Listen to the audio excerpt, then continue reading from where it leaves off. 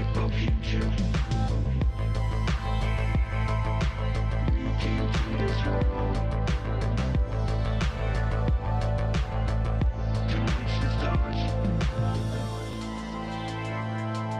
to shape our future. We came to feel the need.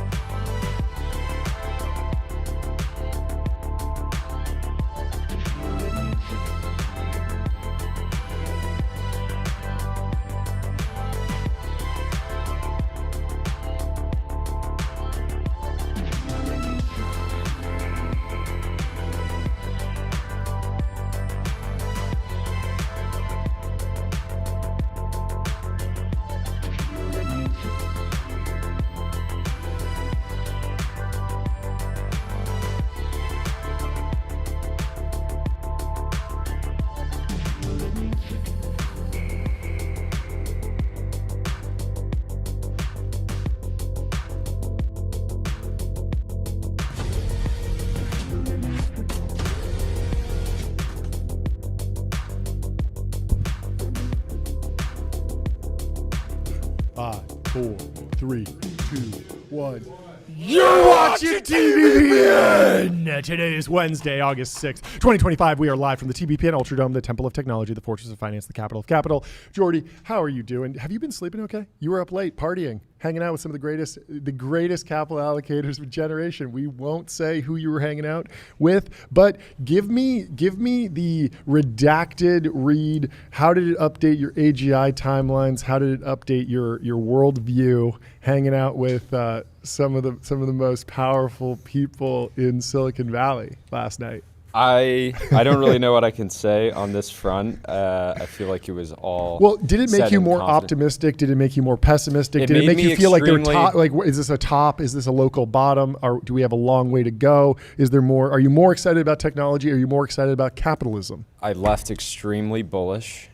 Okay. On enterprise SaaS. That's fantastic to hear. Even in the age of AGI. Okay. I also listened to a friend of mine say that he wanted to drink the blood of his enemy.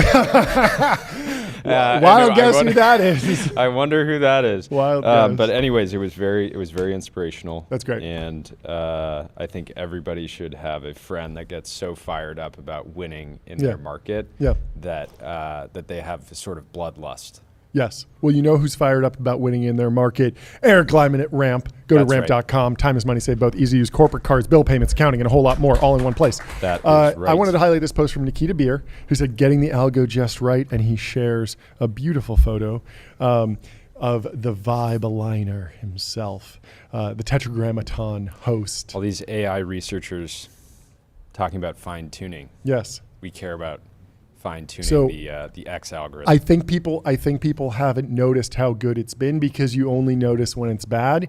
I feel like the X algo has been incredible lately. What have you been thinking?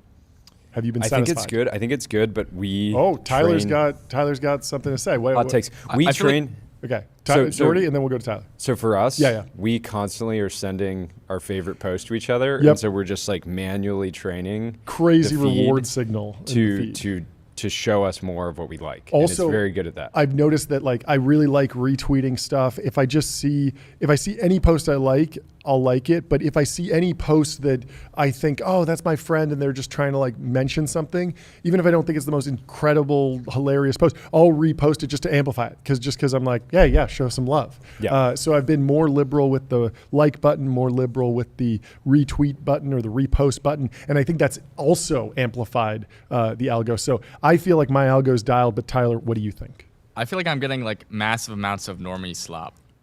Dude. Are you engaging with normies? You know that- No, I You- always press. I always press not interested. Not beating the allegations. You I know say that not these interested. algorithms are reflections of yourself. You just told on yourself. Normie, I'm a normie. Normie. Chud. What is an example of a normie post? Are we talking it'll be Threadboy some- stuff? Threadboy Sorry? tier? Are we talking Threadboy tier? Here's how to start your first company, or here's the secret? No, just not anything that has to do with technology or business. I never engage. It's about some dating thing or. Well, I swear I don't engage. I negatively engage. I say I'm not interested. You say not interested. I say I mute this account. Okay. And they just feed me more and more They stuff. feed you more and more. It's just because it'll be 100,000 likes on some random Yeah. tweet. It's I am getting some of that. Yeah. I try to not give it any of my attention, so I try to move past quickly. I don't want the algorithm I don't want to send the signal that I want more of it, but it's tough. Yeah. It's Well, tough. I don't know. Maybe it's a skill issue. Maybe it's just Nikita Beer working his magic in the algo. But thank you for your service, Nikita. We know it's a hard fight getting the algo just right. And I think, I personally think you've been doing a great job. So thank you. And you know Not who an else has easy been job. doing a great job? Restream, one live stream, 30 plus destinations, multi-stream and reach your audience wherever they are. Go to Restream to get started. Show wouldn't be possible without that. It truly would not be possible without it. We talked about Genie 3 yesterday. I wanted to noodle on it more. So Genie 3, if you're not familiar, is a new frontier world model from Google. And we played around it with a little bit yesterday. We saw some demo videos. We don't have access, right, Tyler? No, no one has access. Just engineers. Yeah. So this is at what, this is Bard tier software? We never got access to Bard, and then Gemini was the Bard consumer days. application. Yeah, and then there was Palm Bard too. Palm was their big multi-billion parameter large language model that Google did not release to the public, but they started writing papers about. And even the Transformer paper, that was just an architecture. There was no product associated with it. It wasn't until February or March of 2023 that Google came out with their first consumer chatbot for public consumption, correct?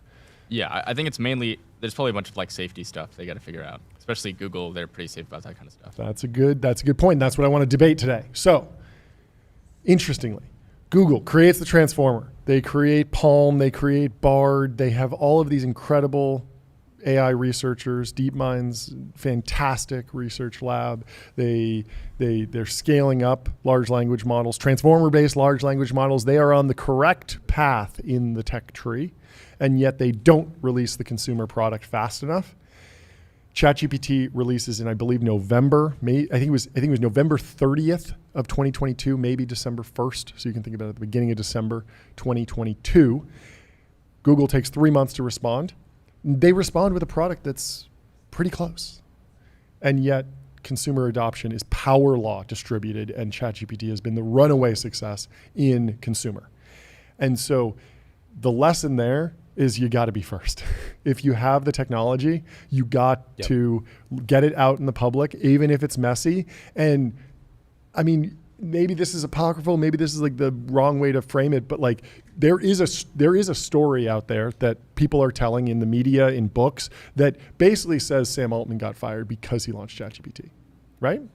They say the board, he didn't go to the board. He didn't go to the board and say, hey, I want to launch ChatGPT. He didn't tell the board he was launching ChatGPT. I want to make a consumer SaaS product. Yeah, I want to make the next consumer internet company. I want to make something that makes $1 billion a month. Is that okay, guys? I want to launch an app. I want to launch an app. Is that okay? Is that okay? That's basically You're not what they fire do. Me, right? So yeah, not a fan of the board here. But the interesting point is that move fast, break things mentality. Like when ChatGPT launched, people forget how bad the first version was because, I mean, it was amazing. It passed the Turing test, but it was built on ChatGPT, or it was built on GPT 3.5, 002 DaVinci, right? And so the model was hallucinating constantly. It had no access to tools. It had this crazy knowledge cutoff, so you couldn't ask it anything about the last 6 months or what's going on today. It was like pretty useless. It was magical and it was useful for some things, but for like 99% of prompts that we hit ChatGPT with today, they would completely flop on the V1 of ChatGPT. Yeah, and I remember when it launched, there had been a bunch of companies that had been building on GPT, doing like text generation for different use cases. There were a number of companies that were generating text for marketing assets or emails or things like that, or essays. And those companies had absolutely ripped. They had insane revenue ramps. And when ChatGPT launched, there were still some people that thought, oh, you're still going to be able to build a business here around just like generating text for like niche use cases. Yeah. And then like a month or two in, it was very clear that like all those companies had gone ramped and then like basically, right back to where they started. Totally. I mean, I talked to a YouTuber at the time, someone with like, I think many millions of followers in the true crime horror genre, and his whole channel was designed around finding an interesting case or crime and then telling the story. An interesting crime. Yeah, I mean, it's a true crime podcast. We saw Odd Lots. Like, true crime podcasts are the number one and the number two biggest podcast in the world right now, above Joe Rogan, at least in the charts. And so the true crime, it's all about storytelling. It's all about just writing, getting the facts together, assembling them into a script that makes sense on YouTube. This guy, he's not like the most insane writer. He's just like somebody who figured out how to write for YouTube and do the video production, and he has a good voice for it. He's a great voice for it, actually. And he has good lighting, and he does all this great stuff to make the stuff work really well. He's good with thumbnails and titles. And so he'd grown to the point where he could just put up 1 million view video like every day. And he was like, I'm gonna use ChatGPT to write all my scripts. And he did that for like a week. And then he just completely quit doing YouTube videos entirely and switched to an interview show. Crazy. This is the guy who interviewed Andrew Tate. He interviewed a bunch of people, but there's a couple like super viral like clips of like hustlepreneurs that he's the other guy interviewing them. He's the reason that like this clip exists on the internet. He's a really nice guy, but. It was just funny because he went like so hard into this and the product wasn't there yet. And now maybe it is, but still people still can tell the flavor of text written from GPT 4.5 even. But at the same time, the actual use case was information retrieval, transformation of information, translation, all the things that we use ChatGPT for 30 minutes a day. I'm not telling it, write me a novel. I want to read a great novel. But I am saying, pull all this data from the internet and from all your resources and put it together in a table, teach me this thing. It's super helpful for knowledge retrieval. And when you look at Fiji Simo's 5 things that ChatGPT is going to focus on, like writing new books was not one of them. And I think that's by design because that's not where the models excel. Yeah. We're in this age of spiky intelligence. And so you want to let the models cook on what they're good at. And they're good at knowledge retrieval, and they're good at, hey, my knee hurts, here's some symptoms, let's go look up, it's another knowledge retrieval task. And they're also good at just chatting back and forth, having a conversation, and that's the therapy angle. Yep. But my question is, Genie 3, Google is clearly at the very front of this from a research perspective. Yep. And so it's super high fidelity. It looks HD. It's rendering at 20 to 24 frames per second. You can prompt it. It seems super fun. There's this world memory. They've clearly gotten a number of fundamental improvements. Like, you watch what has happened in the LLM world with adding reinforcement learning, adding memory, adding tool use, and a web browser and a Python REPL and a bunch of other tools that have made it great. Clearly, in this Genie 3 model, there's a bunch of those tools. Like, they figured out how to do memory. It's probably not just one simple algorithm. It's a bunch of things working together. They're crushing it. DeepMind is doing what they do best. They've done the research and they've created something awesome. The question is, what are they going to do with it? They can't get in the ChatGPT world again. They can't let another lab do the same research and then productize it first and then be playing catch up. So 3 months is enough to lose the race in the chat world. Yeah, I think one question I have is out. this the kind of tool that's sort of like a Google Earth that I remember as a kid discovering Google Earth and realizing that you could just explore the real world from your computer, and it was this like magical experience. And I definitely spent a bunch of time just like going around, bopping around different places, being like, I'm going to drop into this continent, I'm going to drop into this city. And that was really cool. I think the question with Genie 3 is like, is this something that people are just going to be prompting themselves, generating worlds? Is this the kind of thing that video games will adapt and build on top of? Is it more of a developer focused product? Unclear so far. We should probably have Logan on the show to break it down because I think there's a lot of people, game developers specifically, that would look at this and realize just the incredible potential of this if you can integrate some type of game engine into this and rules. Are it's people totally going a wild. to be doing design? Can you imagine? In this? I mean, it's an interesting thing. When you think of like first-person shooter games, when I think of my memories playing those games, there's like a few key maps and a few key games that were just like iconic, and like people loved playing in those maps. And I think the interesting thing is when you have infinite optionality, you can imagine a world in the future where Call of Duty lets you just prompt battlefields, prompt different kind of arena settings for different gameplay.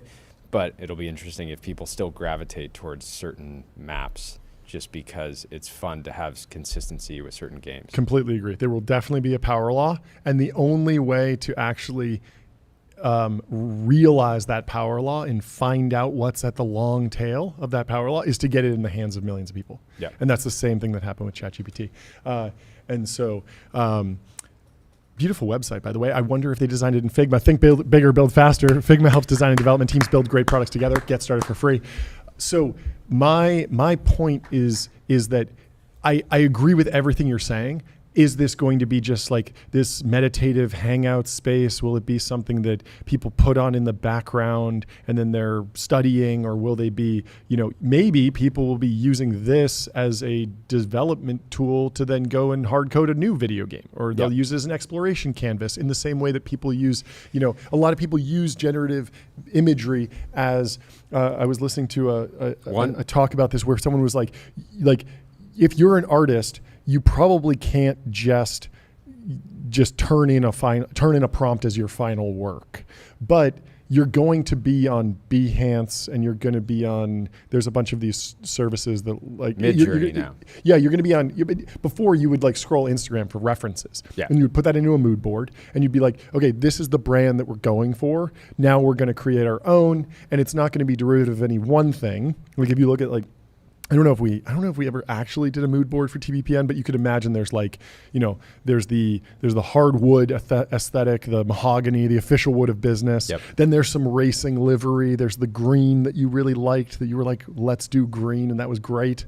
And then there's, a little bit of sci-fi. There's a gong for some reason. You mix all these up, and all of a sudden, we're not just doing a racing team shtick. It's like racing team plus gong plus hardwood plus all these different things, suits, and you add all that up and you get something new.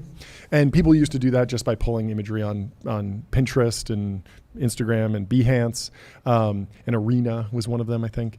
And now people use generative art to do that, and you can see that happening there. But the main thing is that like there's zero chance that we figure that out in the lab.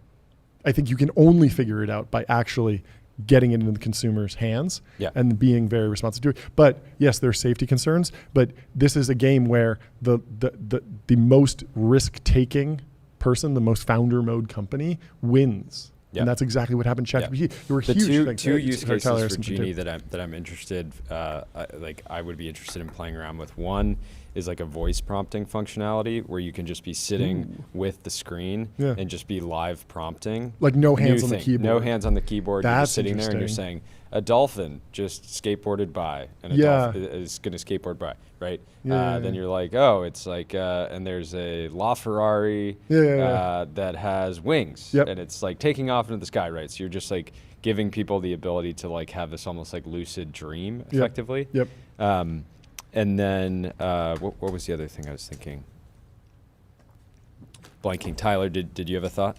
Yeah, I mean, I think obviously it's like super cool as a consumer use case. Like I want to play with it, but I mean, I think you could definitely make the case that the main value of this is it being used as training data for like robotics. Like if you train a humanoid robot off this, that's like, everyone says like the main issue, like why don't we have humanoids yet? Because it's a data problem. We don't have like insane videos of first person like doing every single task, right?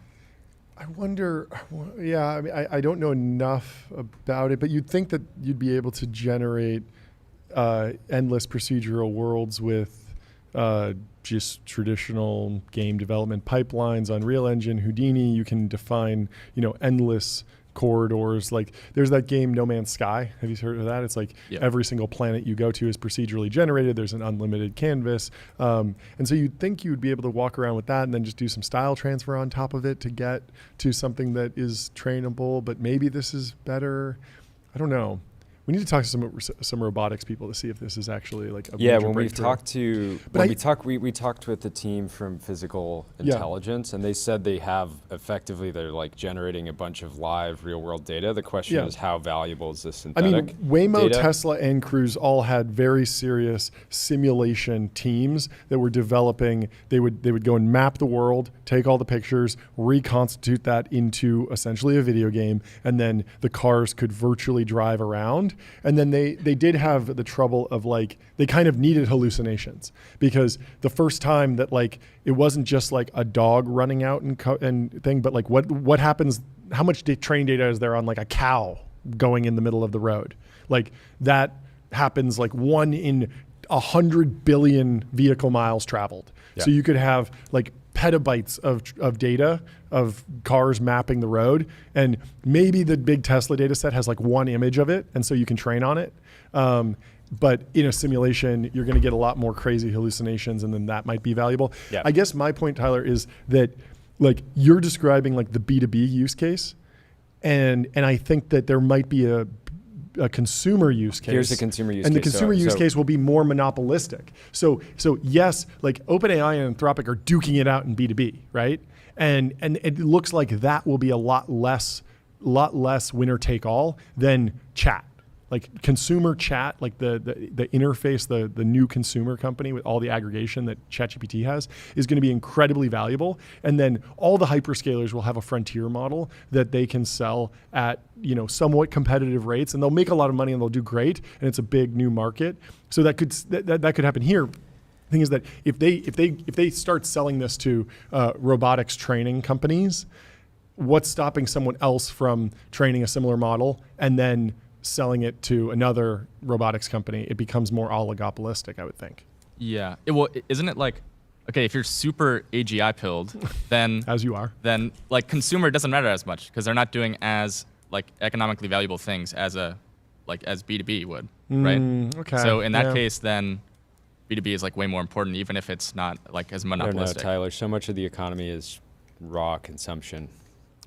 It's the will of the American. Does consumer matter in an AGI So here's world? the other use case I was thinking. I think it'd be cool if you could upload some images and some video and like recreate a scene that you're in. So think about like your oldest like first birthday. If you could take like 3 images from that like celebration, like cutting the cake or whatever, and just like drop it into Genie and just like recreate the scene and be able to just like witness it again. In like virtual reality, that would be an absolutely wild experience. And I think a lot of people would do that when just reminiscing on. And that feels entertaining and important whether or not I have a job. Like if the robots take all the jobs in this ASI future, I still want something to do with my time, right?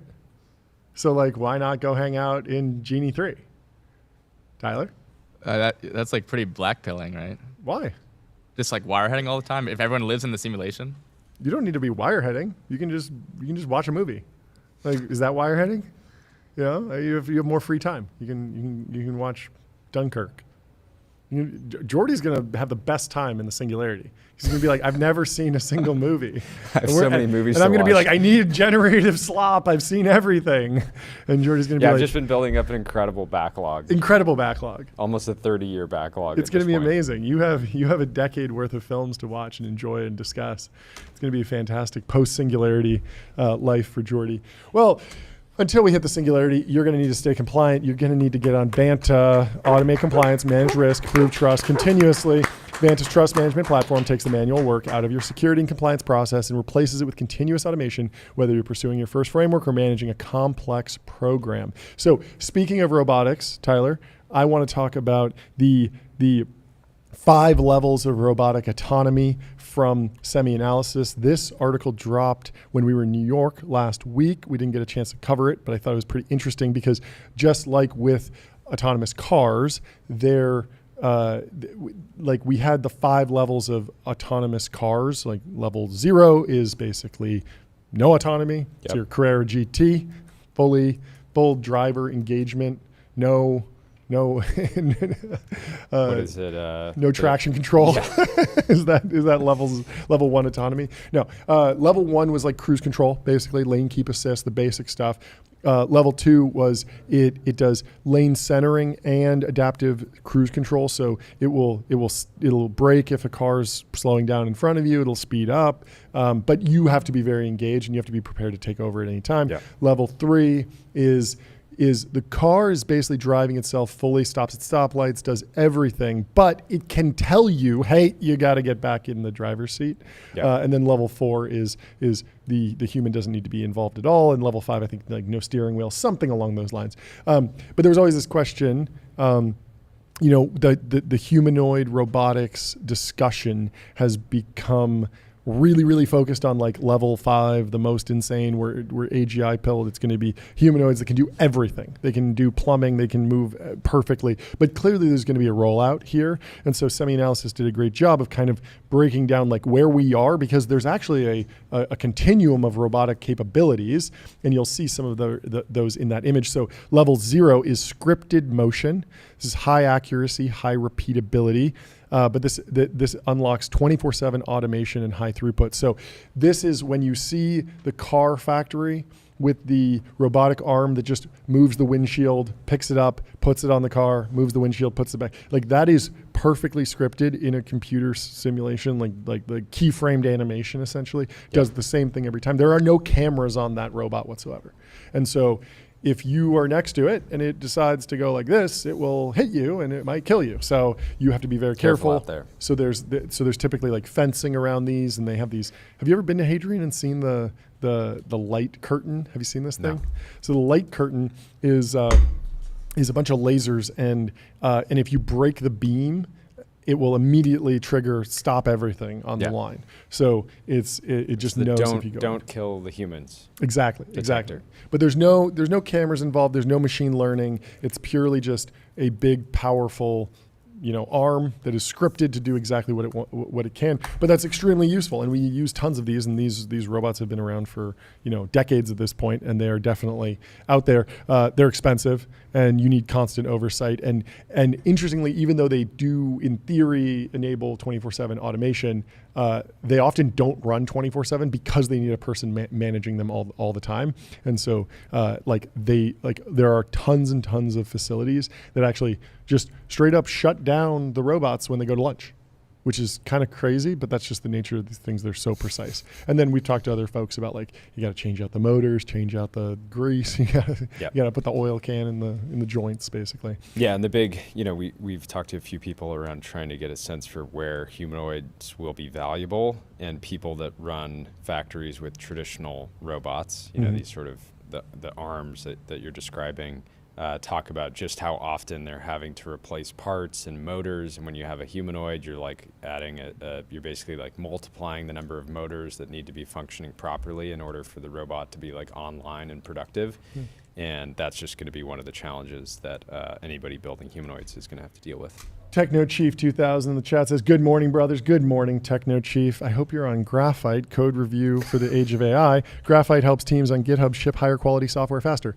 Now back to the semi-analysis breakdown. That's a new transition. Level 1 is intelligent pick and place. And this is important because this is also something that we've had. So you put motors on a gantry, X and Y axis, and then you put a little grabber. It can be anything from like a suction cup to a little like actuator. And all of a sudden, if you just say, there is the Diet Coke, move this over, pick it up. It's like the claw game, the claw game at the carnival. So you put a camera, some object detection, and then you map that. And this is like very basic OpenCV, computer vision, it's amazing, it's a miracle, but it's still like, it's very doable at this point. There's plenty of like open source packages. There's a bunch of companies that have done this. And it's important to define this as like, this counts as level 1 autonomy. There is machine learning in the process. There is computer vision at work. And because of that, this is a tool that can be used and has benefits and costs. But is it end to end? It doesn't matter, but sometimes it can be, sometimes it isn't. But I think the more important thing that you're getting to is that there are a lot of people out there who are showing humanoid robotic demos doing things, and they're saying, hey, we have a level 4 fully autonomous humanoid robot. It can do anything. And they show it doing a level 1 task. And it's like I remember seeing some demo of a humanoid robot just taking parts from one place and putting them to the other side. And it's like, well, for that, you just need a robotic arm with scripted motion. You need level 0 autonomy, actually. Like you're not demoing it in the way that would actually necessitate that. And so even if you did it, and even if you are successful, it's a waste of money, because you'd be better off using a simpler robot for that. Yeah. And the analogy here is that like LLMs are clearly incredible to the point where I believe the OpenAI IMO model was purely text-based. Like it didn't have access to Python. It didn't have tools, right? And so, but at the same time, no one cares. Like why not give an LLM tools? Obviously ChatGPT is better when it has a browser, when it has a Python REPL, when it has access to a database, when it has just things that it can actually look up, a calculator. There's no reason to artificially constrain it just because that's more impressive from an AI research perspective. And so in the same way, a humanoid robot should also have access to a standard robotic arm if it needs to. And you should, if you're running a factory, you should say, hey, for this task, we don't want to use the humanoid robot. In the near term, John, we want to use conveyor belt. Potential job opportunity for humanoid robots to just turn the regular robot arm on and off. Just be the guy that presses the button. You're joking, but it's real. It's 100% real. Just like the LLM could try and memorize everything on the web. That was the first version of ChatGPT. It didn't have access to a web browser. Yep. Now, if I ask it, how much sodium in a can of Diet Coke, it probably has that memorized. But also, it can just Google it and look at the results. Well, maybe not Google it. Maybe Google it. We don't know. We don't know how they. We don't know. I don't think they're Googling it. I think Google does not allow other people to use Google search as an API. But who knows? Big question. You might never know. I can use Google. I can use ChatGPT. Why can't I tell ChatGPT to use Google? Yeah. Open up google.com, ChatGPT. ChatGPT agent. Go to google.com. Download, hit query Gemini for me. Search this for me. Search this for me. And so there are other levels, and I think these other levels from 2 to 4 are going to become increasingly more important, because these are the ones that are more on the frontier, and they're more and they require more and more AI, more and more end-to-end machine learning. So level 2 is autonomous mobility, scene understanding, higher order planning, long horizon reasoning, agile movement. Capabilities are open world navigation and traversal. So these are the Boston Dynamics robots. So when you have that Boston Dynamics dog that runs around, that dog is very useful for, let me see this. So level 2 is autonomous mobility, robots that can understand the open world, navigate and traverse various terrains. And so early production phases for inspection and data collection roles. You send a drone out somewhere. Construction sites, oil and gas refineries, critical infrastructure. The default example is like you got the nuclear power plant and you want the robot dog to run around and take images of everything. But there's a bunch of different places, and there are a bunch of different companies that essentially offer level 2 autonomously mobile robots now, and it's real. It's like, it's a real thing. It's just a narrow use case. They can't do everything, but if you want to send the dog out on patrol, you can. And of course, occasionally you'll want a humanoid, not a dog, for certain things. But this is not, it can't do everything, but it can get over rough terrain. It can climb stairs. It can do things that aren't pre-programmed, where it has to understand, okay, there's a stair coming. I got to move my paws. There's a Chinese company that's been showing off a robot that can crawl, swim, and fly. So it can just like walk. It can walk around like it's like a spider, and then it can jump into the water and swim through the water, like actually go under, and then come up to the surface and actually take off into the air. So. Can it do sales tax, or does it need to use numeralhq.com? It will have to use numeral. Okay. Well, we'll tell the robot, put your sales tax on autopilot, spend less than 5 minutes per month on sales tax compliance. Go to numeralhq.com. So that's level 2, autonomous mobility, the robot dog. Level 3 is low skill manipulation. These are getting more humanoid-like robots that can perform basic, non-critical, low skill tasks.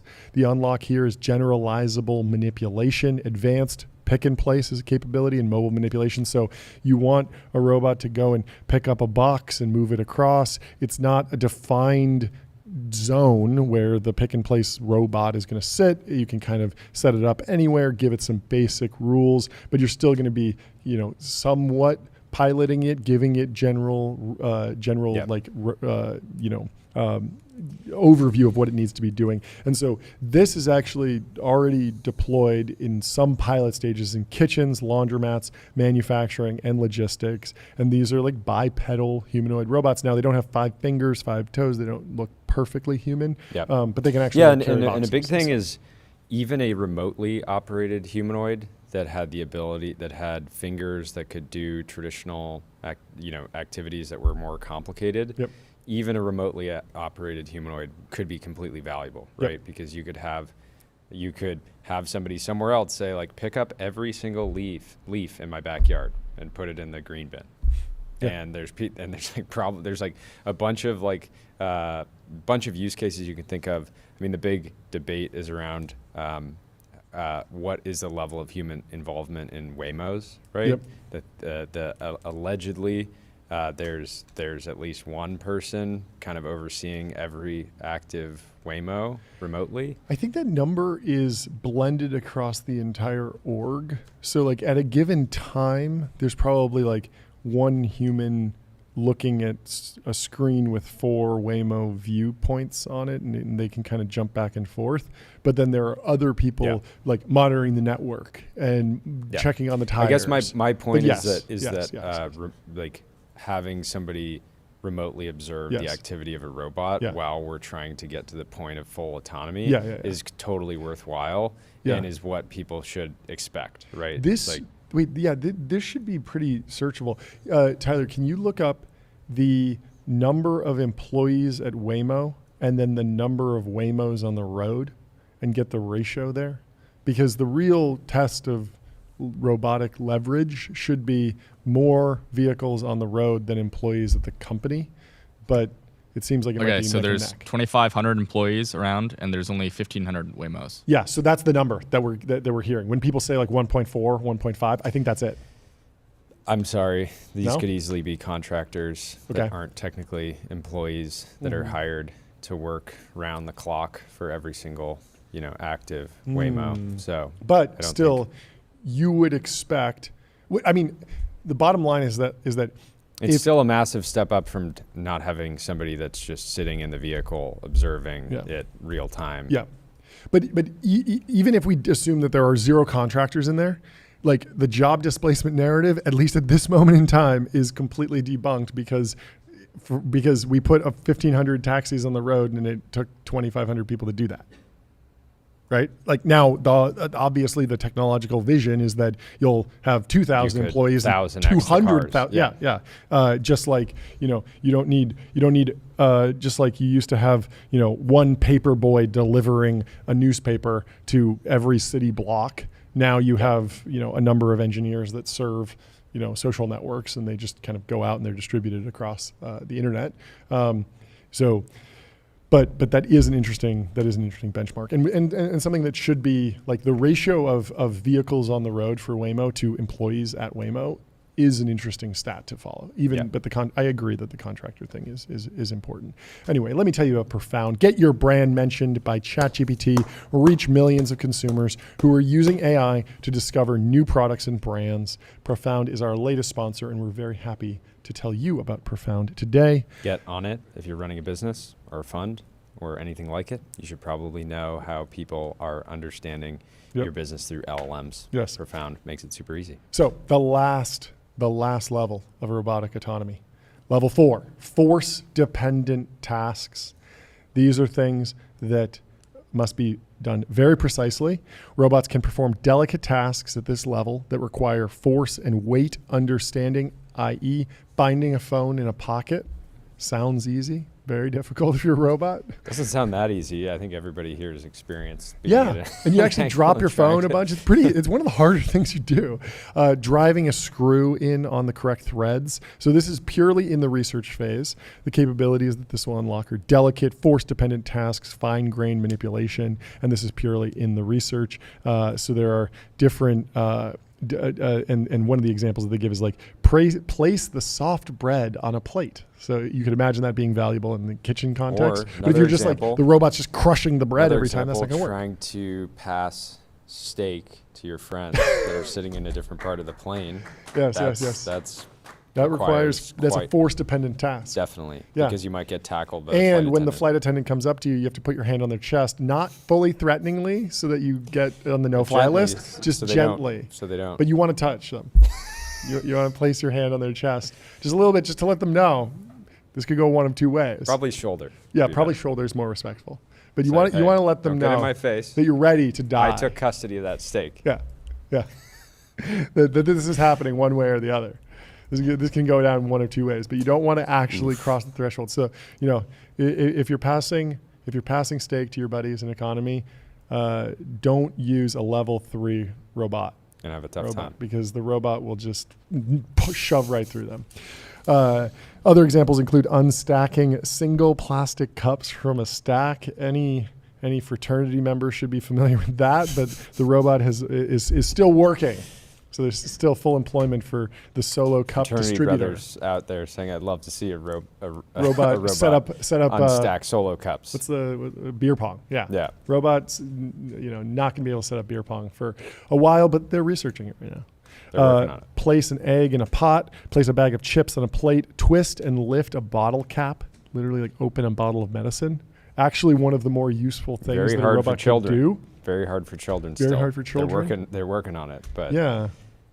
What's the ARC AGI of robotic tasks? That's what we need. Maybe it's taking the phone out of the pocket. Something that anyone can do, even a child, but it'll be the last task solved by a humanoid robot. Yeah. But I mean, you can imagine like twisting a bottle cap is actually, we have an aging population. We need more help in the elder care market in hospitals and nursing contexts. And if you have a robot that can dispense medicine effectively, you can imagine that being very valuable. But right now, that would require like an entire rebuild of the way we distribute medicine, because we distribute it in child-safe and also robot-safe bottles. Yeah. So anyway, let me tell you about Linear. Linear is a purpose-built tool for planning and building products. All of these companies that are going to develop level 4 force-dependent task robots, they're going to need to be on Linear. It's the system for modern software development. It allows you to streamline issues, projects, and product roadmaps. So moving on to the next story, there's a lot going on. Well, the big thing, we should talk about Cerebras, because this was a company that was kind of dogged for a while. Are you familiar with this company? Yeah. So Cerebras makes a wafer scale GPU, a wafer scale chip. when semiconductors are made, you go and you want an Apple silicon chip or an NVIDIA GPU. There is a wafer that is grown of silicon, and then the wafer is etched with all the different transistors on there. The 3 nanometer, the 4 nanometer, the 6 nanometer transistors are put onto the chip. And then the wafer is sliced up into individual chips. And the benefit of that is that if one of the chips is bad, one of the transistors is off, that chip's not working, you can dump that one and the rest are going to be fine. But with wafer scale computing, with wafer scale chip manufacturing, if there's even one defect anywhere on that wafer, you got to throw the whole thing out. See ya. So everyone was very worried that the yields would never get high enough. And they were saying, Cerebras, also there's other trade-offs with when you're at wafer scale with memory and inference. But what we've heard and what Andrew Feldman, the CEO, is saying is that a lot of the crazy bets that they placed, they're paying off and it's working very well. So Andrew Feldman says, in 2016, Sam Altman and Andrew met. OpenAI was a vision. Cerebras Systems was a PowerPoint. Sam and the OpenAI founders became one of the early investors in Cerebras Systems. Good to see Sam getting a markup. He needs it. He needed that. He really needed that. That badly. In the following years, the Cerebras and OpenAI the teams frequently met to explore working together, but the timing was too early. Large language models hadn't been invented yet. This is what being early looks like. Truly. Like developing a foundational technology that's for a dependent trend on that another foundational technology that doesn't exist yet. Insane. Today, the story comes full circle. OpenAI just released its most powerful open-weight reasoning model, and it runs fastest on Cerebras Systems, not a little bit faster than the competition. It smokes the competition. Running on our 3rd generation wafer scale engine, GPT OSS 120B runs at up to 3,000 tokens per second, the fastest speed achieved by an OpenAI model in production. Reasoning that takes minutes on NVIDIA GPUs can take a single second on Cerebras Systems. That's things wild. Take time. Congratulations to the Cerebras team. An overnight success. Been in the trenches for a while. But I think this is interesting. We've talked to some folks who have started using Cerebras to speed up inference for specific use cases within larger AI systems. I think that's very interesting.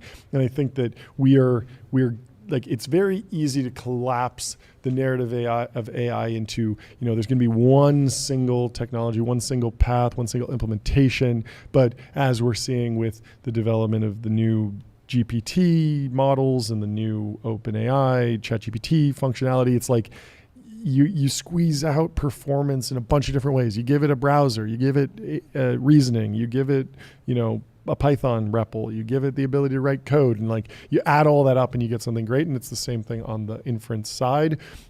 Sometimes you want to do things on device. Apple's, kind of steering towards doing that with Apple Intelligence. Yep. Sometimes you want to do it on a really big cluster of NVIDIA H100s or big GPU cluster. And sometimes you need to just run something extremely fast, and that's what Cerebras is powering. So I'm interested to understand what 3,000 tokens a second unlocks. Like. Yeah. Because I was thinking about it in the context of that famous Amazon quote. Well, I mean, an example being like right now, if you want to use, like if I open up ChatGPT and I want to use it as functionally like knowledge retrieval Google search, then doing 4.0 and just getting something like relatively instantly makes sense. And then, but I know I would get a better result with O3 Pro. Yep. And but if you're using O3 Pro for like raw knowledge retrieval in terms of like I want to understand this fact or this person, is just not a great experience, right? Yeah. Because I don't want to figure it out in like a few minutes. I want to figure it out now, right? And so theoretically, you could get to the point where you could get O3 Pro quality answers relatively instantly. I want 2 things. The first thing is I want you to sign up for Fin.ai, the #1 AI agent for customer service, #1 in performance benchmarks, #1 in competitive bake-offs, #1 ranking on G2. The second thing I want is when I go to ChatGPT and I type in a query, I've been extremely frustrated by the model picker because I'm constantly going back and forth between 4.0 and O3 Pro, and one takes 5 seconds, the other takes 15 minutes. And sometimes I accidentally hit something with 03 that I should have gone to 040 with, and then I have to open a new one, and then I copy my prompt over and put it there, and then I'm like, actually, yeah, that's a great one. Like this was Googleable, and so it just pulled it into the nice format.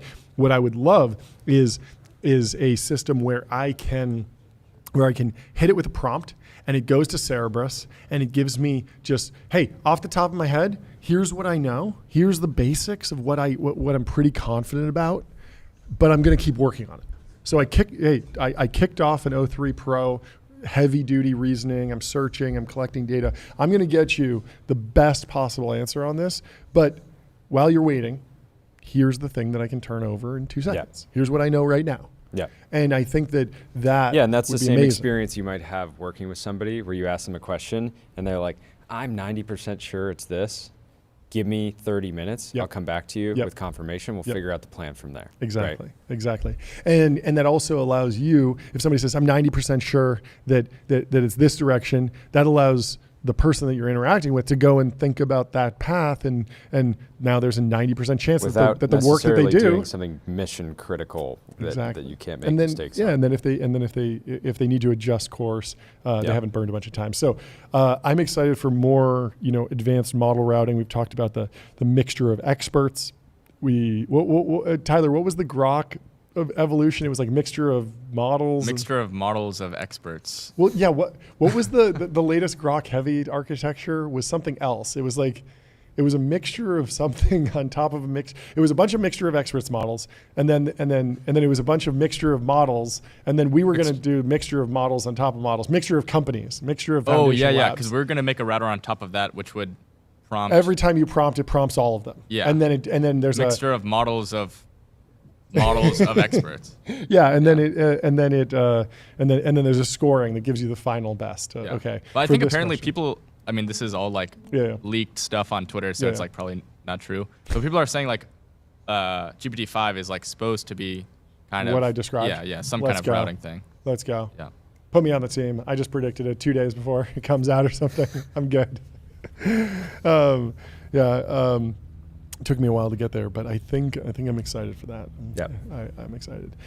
Anyway, let me tell you about ADIO, customer relationship magic. ADIO is the AI native CRM that builds, scales, and grows your company to the next level. ADIO. Did you see this Hunter Biden clip? Yeah, we stay away from politics, but can we pull up the video because we should pull up this video. This was very, very insightful as to how people think about artificial intelligence and automation. So this is from Channel 5, Hunter Biden on AI, automation, and whether or not you should tip it in and out. And Growing Daniel has a very insightful post here. Says when he says AI, he really means software and simple robotics, but still, I'm actually very surprised by how smart Hunter Biden is. Like, my friends are smarter, but I thought he'd be way dumber after all the crack. But listen to what he has to say. In and out is fine. You don't tip it in and out. I do. What, you tipping it in and out? Yeah, they have to wear those hats. You know what that feels like? Dude, serious conversation? I met somebody that is in the, owns fast food franchises. His McDonald's employs 55 people, okay?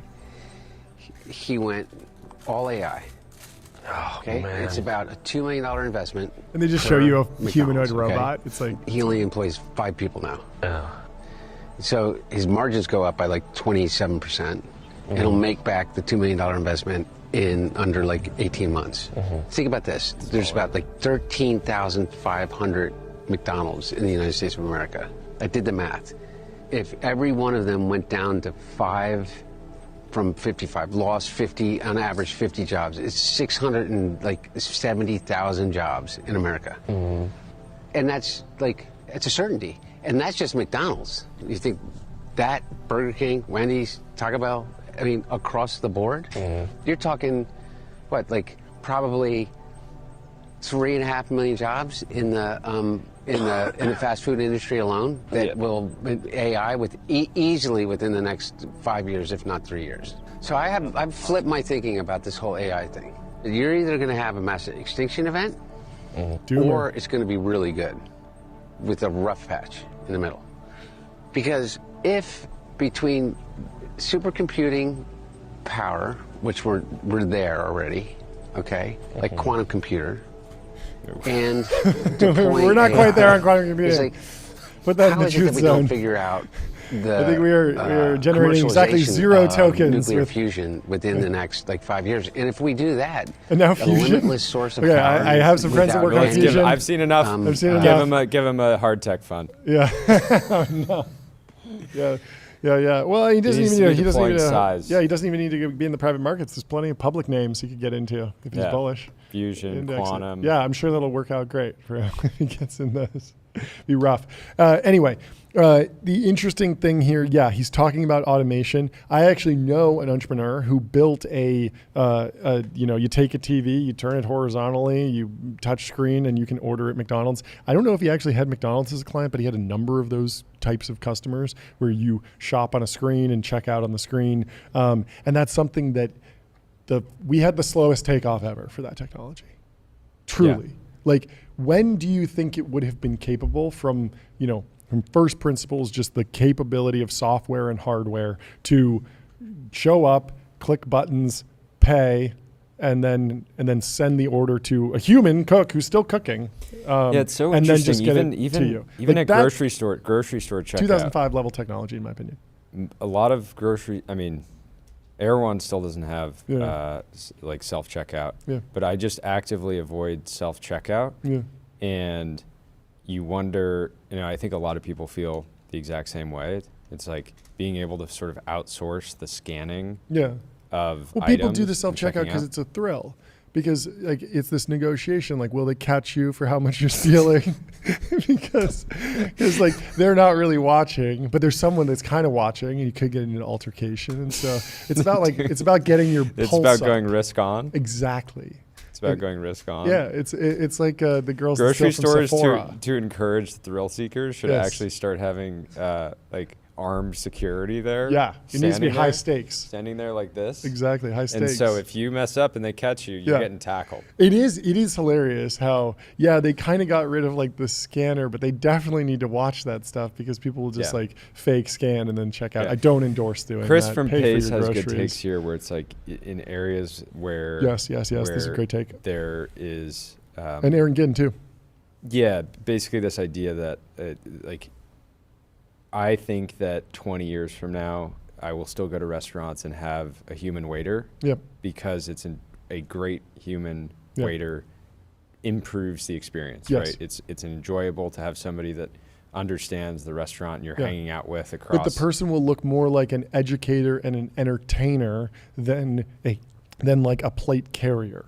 I wonder if it won't anybody- be by the way, I you won't wonder if be anybody's a bus building- boy. You will be someone who talks about the food, gives you advice. So here's does all these something. things. I wonder if anybody's building a friend pendant style device for waiters. You just that's walk up to the interesting. table, have a conversation, but it's just actively submitting them through the restaurant's order management system. So the waiter's That's just pretty hanging cool. out there. They don't have to be writing down stuff or in a phone. They can just have a conversation, be like, you want this? No cheese? You Yeah. want fries with that? You want a Yeah. side salad? Great. Yeah. And then it's just automatically in the system and starts getting I made. like this idea. Usually when consumer hardware goes to the enterprise, it's where it goes to die. The original HoloLens and the Google Glass, as soon as they said hey, we're actually going to be focusing on niche Yeah. enterprise use cases, usually a bad sign, but that could be kind of like a toast type, vertical SaaS outcome. I don't know. I'm more bullish on that idea than at least hearing it for 10 seconds. But I don't know. At the same Totally. time, if you go to a really nice restaurant, I would be leaning even more in the pure human world and being I would like to go to the restaurant that doesn't even have phones. And there's actually a great post in here by Hip City Reggie. We will read through because I want your take on this. So Reggie James, friend of the show, says, screenshot essay on wearable AIs. Will all AIs leave the room? Sitting down at breakfast, Yatu reveals he's wearing an AI pendant product on me. I've never heard of that one. Very cool that there's a bunch. Sean and Jackson freeze. A couple days later, I'm wearing a friend necklace. Shout out Avi. And talking to my wife and I stop to look at it, wondering if it should be included in the goings on of my home life. I think it's clear that we will start to create a set of social norms around AI that's extremely explicit. We will state things like, can all AIs leave the room? Spaces will have machinery running that renders connected electronics useless. So yeah, maybe we should have a Faraday cage that we can go hang out in. At the core, it's a question of which mind's authority and priority in a given space. It's probably a good idea to assert the human ones. What do you think? So Jackson Dahl had a review of Friend. I guess you got an early one from Avi. The review was generally positive. He said, clearly feels different to talk to a thing you're wearing and must touch to get a response from. With Friend, you put voice in and text out, which is like kind of an interesting feature. So it's just hanging out with you, but then it's messaging you on your phone about your day, which is kind of just a new format. He says, all said, feels like Avi have built something truly different, a hardware device that embodies a new set of values. I suspect they will find it an especially young group of people who quickly find themselves in daily communion with their new friend. And again, this seems to just continue to be incredibly controversial, and I'm sure it will for a while. Daniel says, how do you feel about recording everyone you meet without their consent? Jackson says, bad. Lots to figure out societally with these types of things. Yeah, the voice in, text out thing is interesting. I feel like there's a ton of different surface area to explore outside of just give someone a blank text box. That worked for Google with the 10 blue links. It works for ChatGPT. But I think now the new surface area is figure out how to push stuff to the user. And this is a way to do that. You're just ambiently recording. And then I feel like the retention is going to be way higher than other devices because as long as you put it on, it's going to be sending you messages. Yep. And so I think that's going to be really, really good for retention.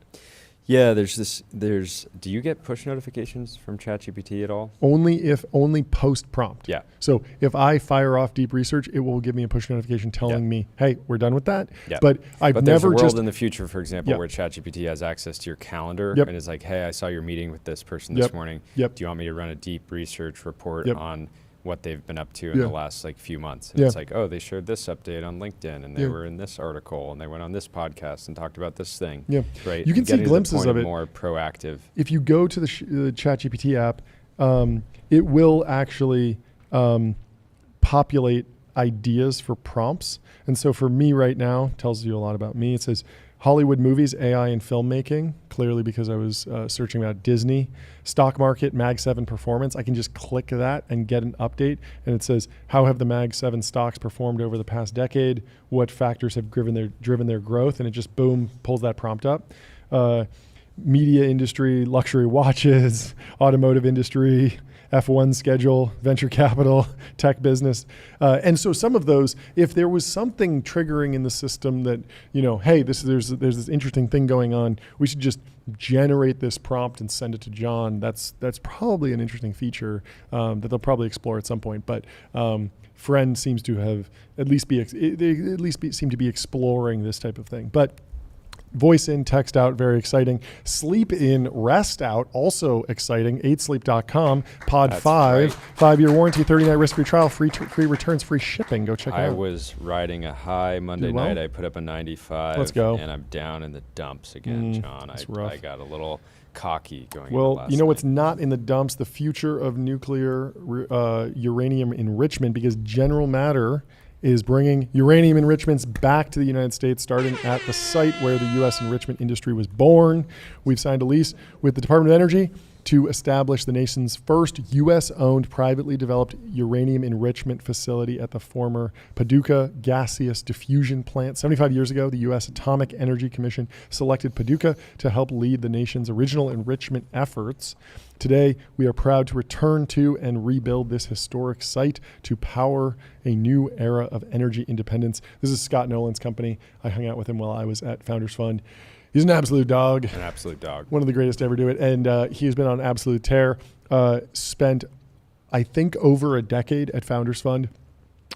helped Peter Thiel with the original 0 to 1 lectures while at Stanford, helped, ideate and bounce ideas around for that book, then invested at Founders Fund for a decade and was, kind of thinking about maybe starting a company, but didn't want to force it, and just waited until the perfect opportunity came around and really put together the perfect team, perfect partners, and has accelerated way faster than I think he expected. When General Matter first announced, my first reaction, which is always a positive reaction, is I haven't seen a pitch for this anywhere, but it's incredibly obvious that this company needs to exist. Yep. And so it seems like it's working. They won a contract with the government very earlier than they expected. And so they are moving timelines up, and now they say we will enrich uranium by the end of the decade. U.S. leadership in enrichment will allow us to lead once again in nuclear energy. This lets us lead in everything downstream of safe, clean baseload power, AI manufacturing economy. Today marks the beginning of America's restored leadership in nuclear enrichment. We thank our partners in Kentucky and at the DOE for supporting us. And you can see a beautiful render of the future facility that is absolutely massive. But they're thinking big and they're going for it. Yeah. There's also a great post in Pirate Wires, which you should subscribe to, digging into this from a different perspective and profiling the company, which is very exciting. Anyway, if you are interested in investing, go to public.com. Investing for those that take it seriously. They have multi-asset investing. Take it seriously. Industry-leading yields. Not financial advice. And they're trusted by millions, not for casuals.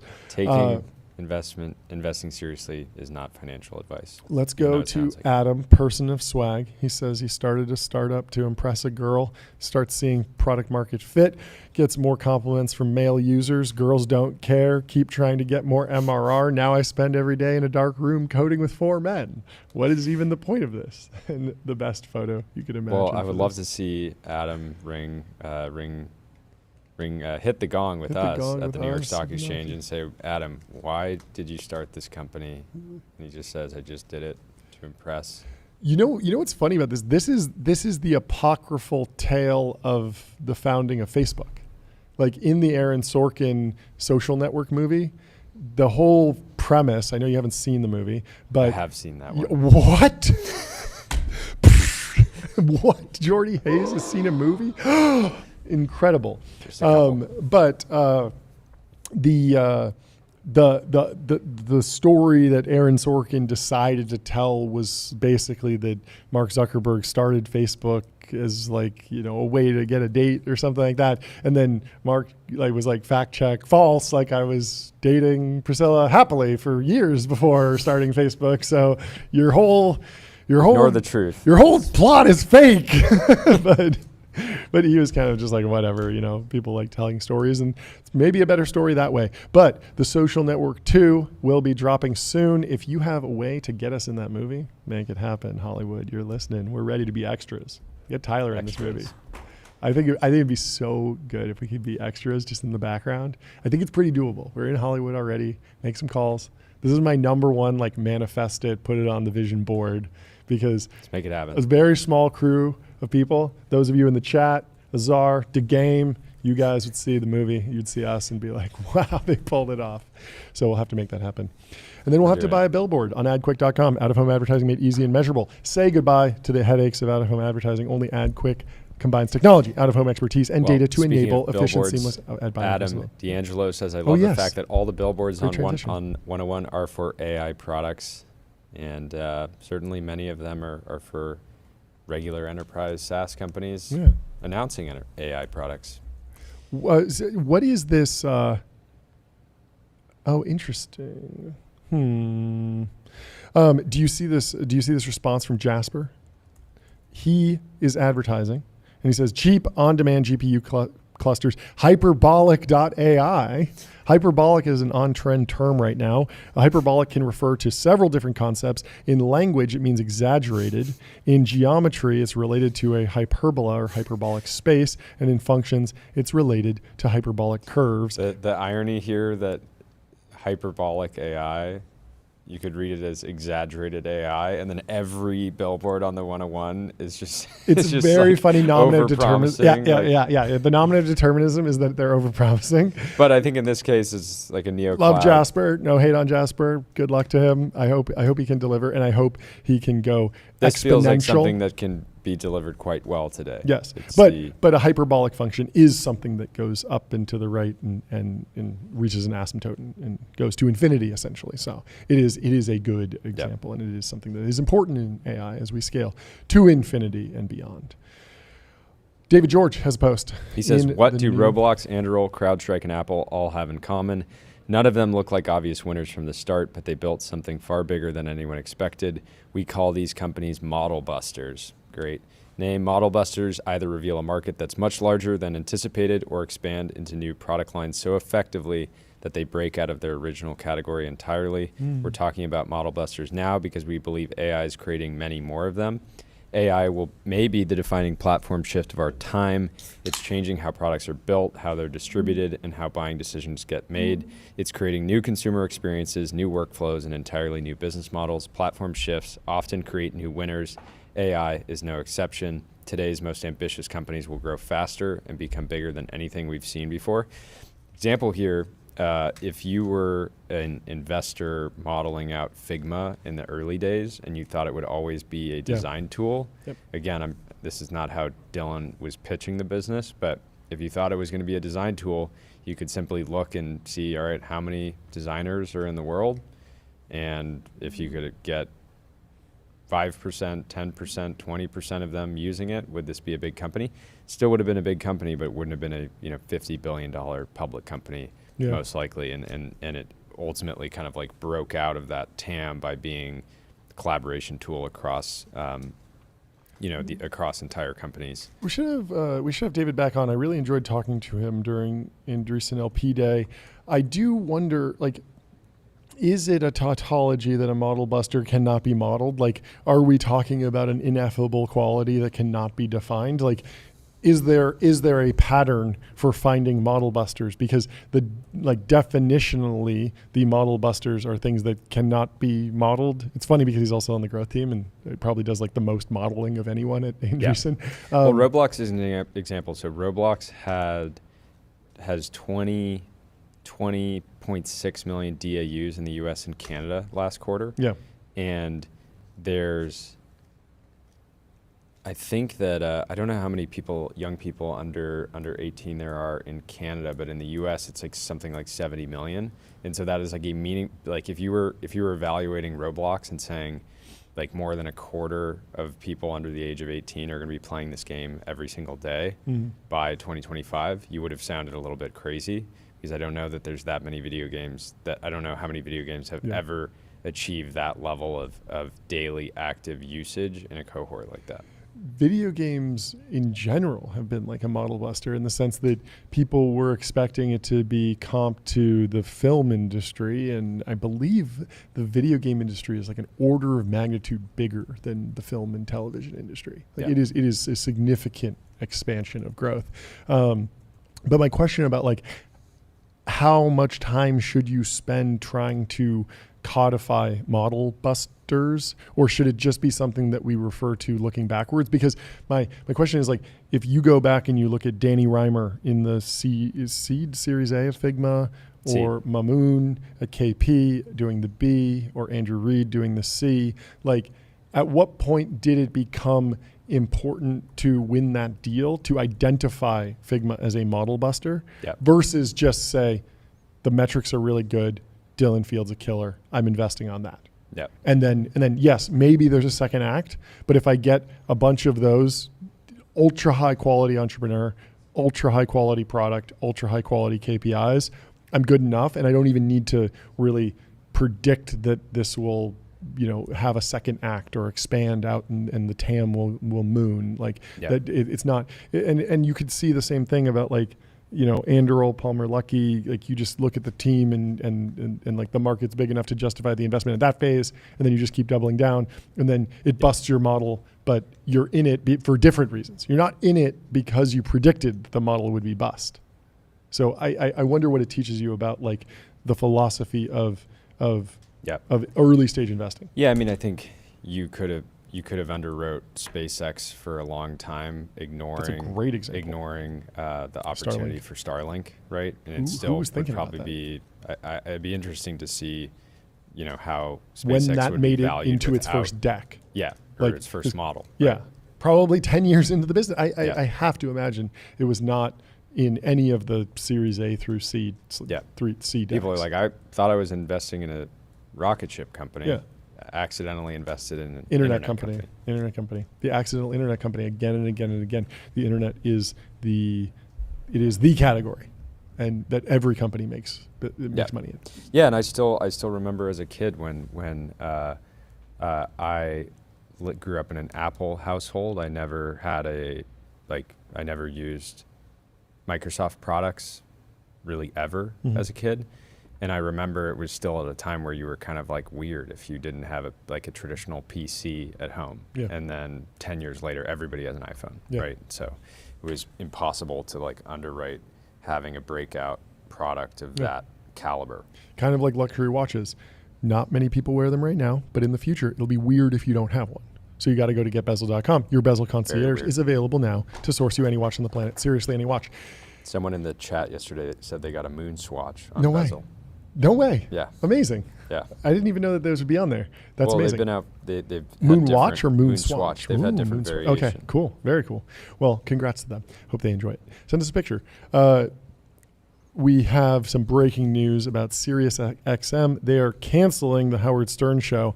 Can you call it a cancellation when the guy's 71 years old and he's been doing it for 20 years? They say it's no longer worth the investment. They've been paying him $100 million a year. That is a huge salary. And that's what, 3-4 times Colbert? Wow, that's big. That's the power of radio, power of, the power law. He's done fantastically. So congrats to him. He emerged Howard, during if a you're time looking when- for a new gig, you're welcome to come and hang out at the Ultra Dome. You can Give you sit a at the max intern contract. table next to Tyler, and we'll bounce ideas off you.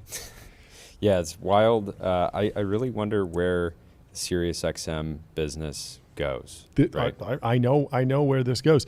Post AGI, you're going to listen to every hour of Howard Stern. I know you've listened to 0 hours, but there's probably 20,000 hours in the catalog or something like that of Howard Stern content. You could listen to it from the beginning. Do people listen to the back catalog ever? Absolutely you not. But in the SiriusXM future, is still they a might. $7 billion company. Wow. That's bigger than I would have thought. I wonder, revenue, like how much of that cost. I mean, it makes sense to give him a huge slice of that. It is a talent-driven business, and he could go to Spotify. He could go somewhere else. My question is, he is old. Will he retire, or will he do a podcast Wow. or do something independent? Is there news? Now, they What? they apparently did how much? Okay, you look that up while I tell you about Wander. Find your happy place. Book a Wander with inspiring views, hotel-grade amenities, dreamy beds, top-tier cleaning, 24/7 concierge service. It's a vacation home, but better. Now, So Jordy, they give me did the update on- $8.6 billion in 2024 revenue. Ooh. So they're trading at less than 1x revenue, which just Wow. says when you have a shrinking business, Yep. it Very is rough. a rough place to be Not a in. growth stock, I suppose. I wonder how much of that They is need getting an eaten AI up narrative. by talent. Yeah, This is a $1 trillion stock if they have. Yeah, I wonder what percent of Sirius XM content is power law, celebrity, host read, high salary contract versus essentially programmatic or AI content. Because it's probably not even AI, but if you're just there's a station on Sirius XM that's just the Grateful Dead, and it just plays them the whole time.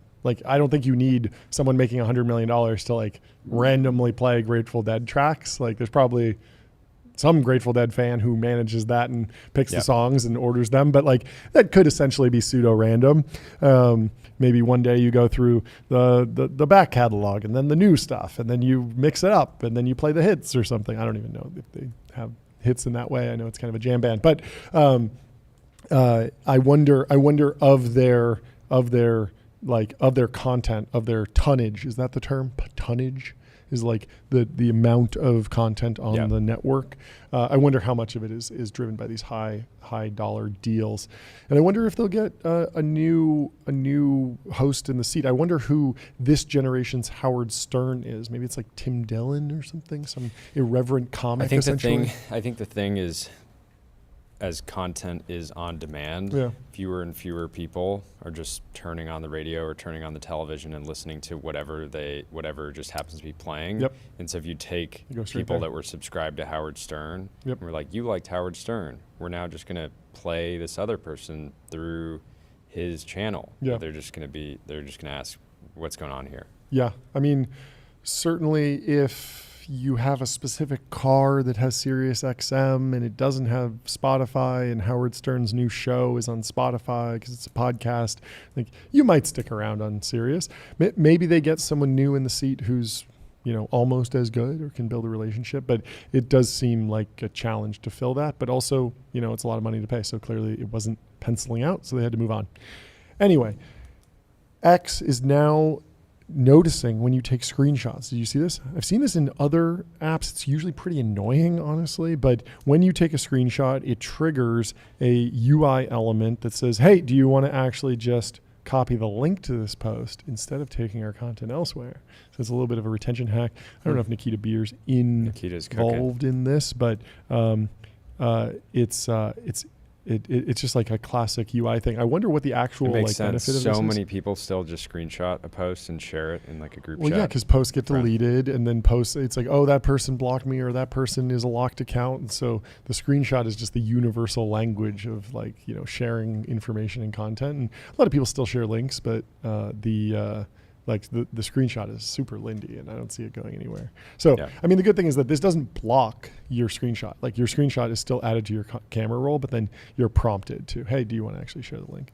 I haven't actually run into this. I take a lot of screenshots of posts, but I do it on my computer, not on my phone. So anyway, and Preston continues and says, Nikita is going to look like a hero for putting features on Twitter that have existed on TikTok for a decade.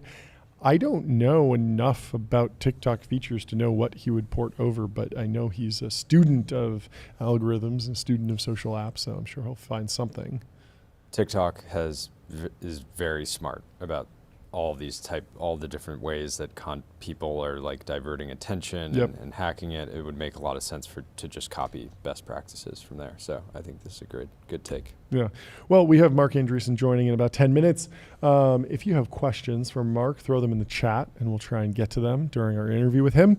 Ray Sullivan says, once the summer is over and Mistral is back to work, I'm sure they're going to be dropping some cool stuff. 1.6K likes. How do you even fight that? That's so rough. Just Europe is down bad in the mimetic war. I would be very interested to actually understand. We should have somebody on from Mistral talk about it. There are the meme that European founders and teams take off 8 weeks in the summer is extremely real. And it's not always a full 8 weeks. This summer we've taken 1 day off, July 4th. Yeah. And it's like extremely evident what's going on over here in America. We run a media company. Yeah. And it's like you're in the most aggressive fight ever. Not to say that Mistral is taking days off. I actually don't know about that company specifically, but I have seen some friends of the show proudly take time off. I know I have friends that are European founders that have massive companies that are very successful, and their businesses allow them to take time off. Totally. They can go. They can have a nice vacation with family, friends, whatever it is. Yeah. They can maybe just dial down meetings quite a lot, and their businesses are going to be fine. They're probably still going to have great quarters. They're going to put up great numbers. Yeah. The issue with Mistral is you are competing with the entire world, world where if you're not at the frontier, you're not going to get usage. Yeah. And so I wouldn't be surprised if Mistral said, hey, no Euro summer this summer. But we don't know. I mean, we don't know that they took a summer. We don't know that Mistral took time off. Saying I wouldn't. But yeah, I mean, there's also like there's the facts of the matter. Like, you probably shouldn't take a huge vacation in the middle of the biggest fight over new technology in the past decade or two. Not that they are, but The other interesting thing is like the vibes and the aura farming that comes from doing things that show that you're working extra hard. So this is the Elon, taking a meeting really late at night with a journalist in the room, and then that gets out and you see that, oh, he really was sleeping, the picture of the sleeping bag. Team having tents in the office. Another example is Mark Zuckerberg. Meta dropped Llama on a Saturday or a Sunday or something, and somebody asked Mark, why'd you drop it on a Sunday? He said, because that's when it was ready. And it was a little bit rough because Llama wasn't like fully ready to the full extent, but it just showed that they were trying to move as fast as possible very clearly. Yeah. And then similarly, Sam Altman and the OpenAI team, they dropped that IMO stuff at like 2 a.m. on a Saturday. And it was like, okay, there's like all this debate over, were they inside the stadium? Were they running in the parking lot outside? Was it signed off? Was it signed off or whatever? But you can't say that they weren't up late working. Like that's true. That's the one thing you can't say. You can't say they didn't have that dog. Yeah, exactly. You can't say they didn't have that dog with them. They might not have been nice with it, but they definitely had the dog in them, right? That's true. It wasn't very nice with it to kind of like frustrate them. Krishna here says the irony is that Mistral, the meteorological event the company was named after, mostly occurs in the winter and spring. That's wild. The nominative determinism strikes again. TJ Parker says the best Amazon leadership principle is write a lot, and it's not particularly close. Quote, leaders are right a lot. They have strong judgment and good instincts. They seek diverse perspectives and work to disconfirm their beliefs. Thought this was interesting. I thought it was a typo. A typo. Because Amazon famously writes a lot. WR. Yep. But this is RIGHT. They are correct a lot. Interesting. Stewart says, kind of true with VCs too. Feels like the best ones just have good sense broadly and pick really well. TJ says, yep. TJ has been right a lot himself. Created PillPack, sold it to Amazon for $1 billion. So pays to be right. He's also been right a lot about his selection of timepieces. He's a fantastic collection of watches. Some of them are on display from time to time. And, every now and then. Yeah. Andrew Reed says, sector-focused VC firm called Specific Catalyst. Okay. Andrew's been, he took Figma out at IPO. He's been on a generational run. He's backed like a dozen decacorns, potentially greatest allocator of this generation, doing very great. Getting a little cocky on the timeline. Coming for General Catalyst, making fun of their name. Coming for A16Z. You remember this? He said A16Z, the 16 doesn't count the space in the middle. So he's taking shots from his high perch. Heavy is the head that wears the crown, Andrew. Be careful or else people are going to start asking questions about why you don't own Sequoia.com. And you don't want that to happen. Whoa. You know this? Yes. No, but yes. I think he's having fun. I don't think he crossed any lines, but it is funny because he's just like, I'm having a good time. Let me just fire off some jokes at the expense of my competitors. But he's having fun. This is harmless. This is fun. I love this. Yep, there's certainly plenty of VC firms formed to capitalize on a specific technological trend. For sure. And specific maybe catalyst one of them would be called and maybe highly specific catalyst capital. And maybe we'll ask Mark to settle the debate. Is it A16Z or is it A17Z? Or is it like Wilmer Hale, where Wilmer Hale, the law firm, two names, there's no space in between Wilmer and Hale.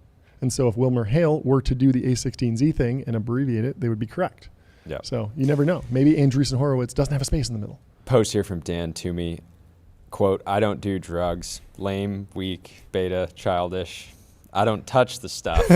Refined, respectable, aged, wise. It does sound like, you have experience. I don't touch the stuff.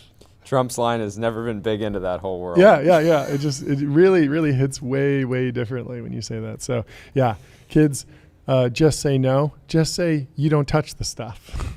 It's great.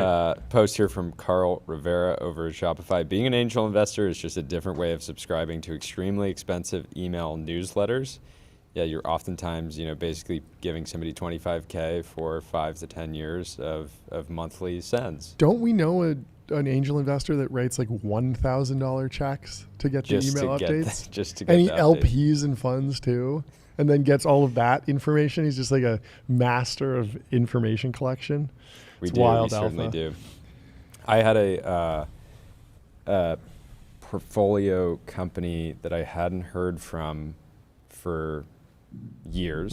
I got updates for a while after I invested, and I got pinged to sign some docs, and I assumed that the company was shutting down, and they got a massive acquisition. Oh, acquisition! That's great. Yeah, was an extremely pleasant surprise.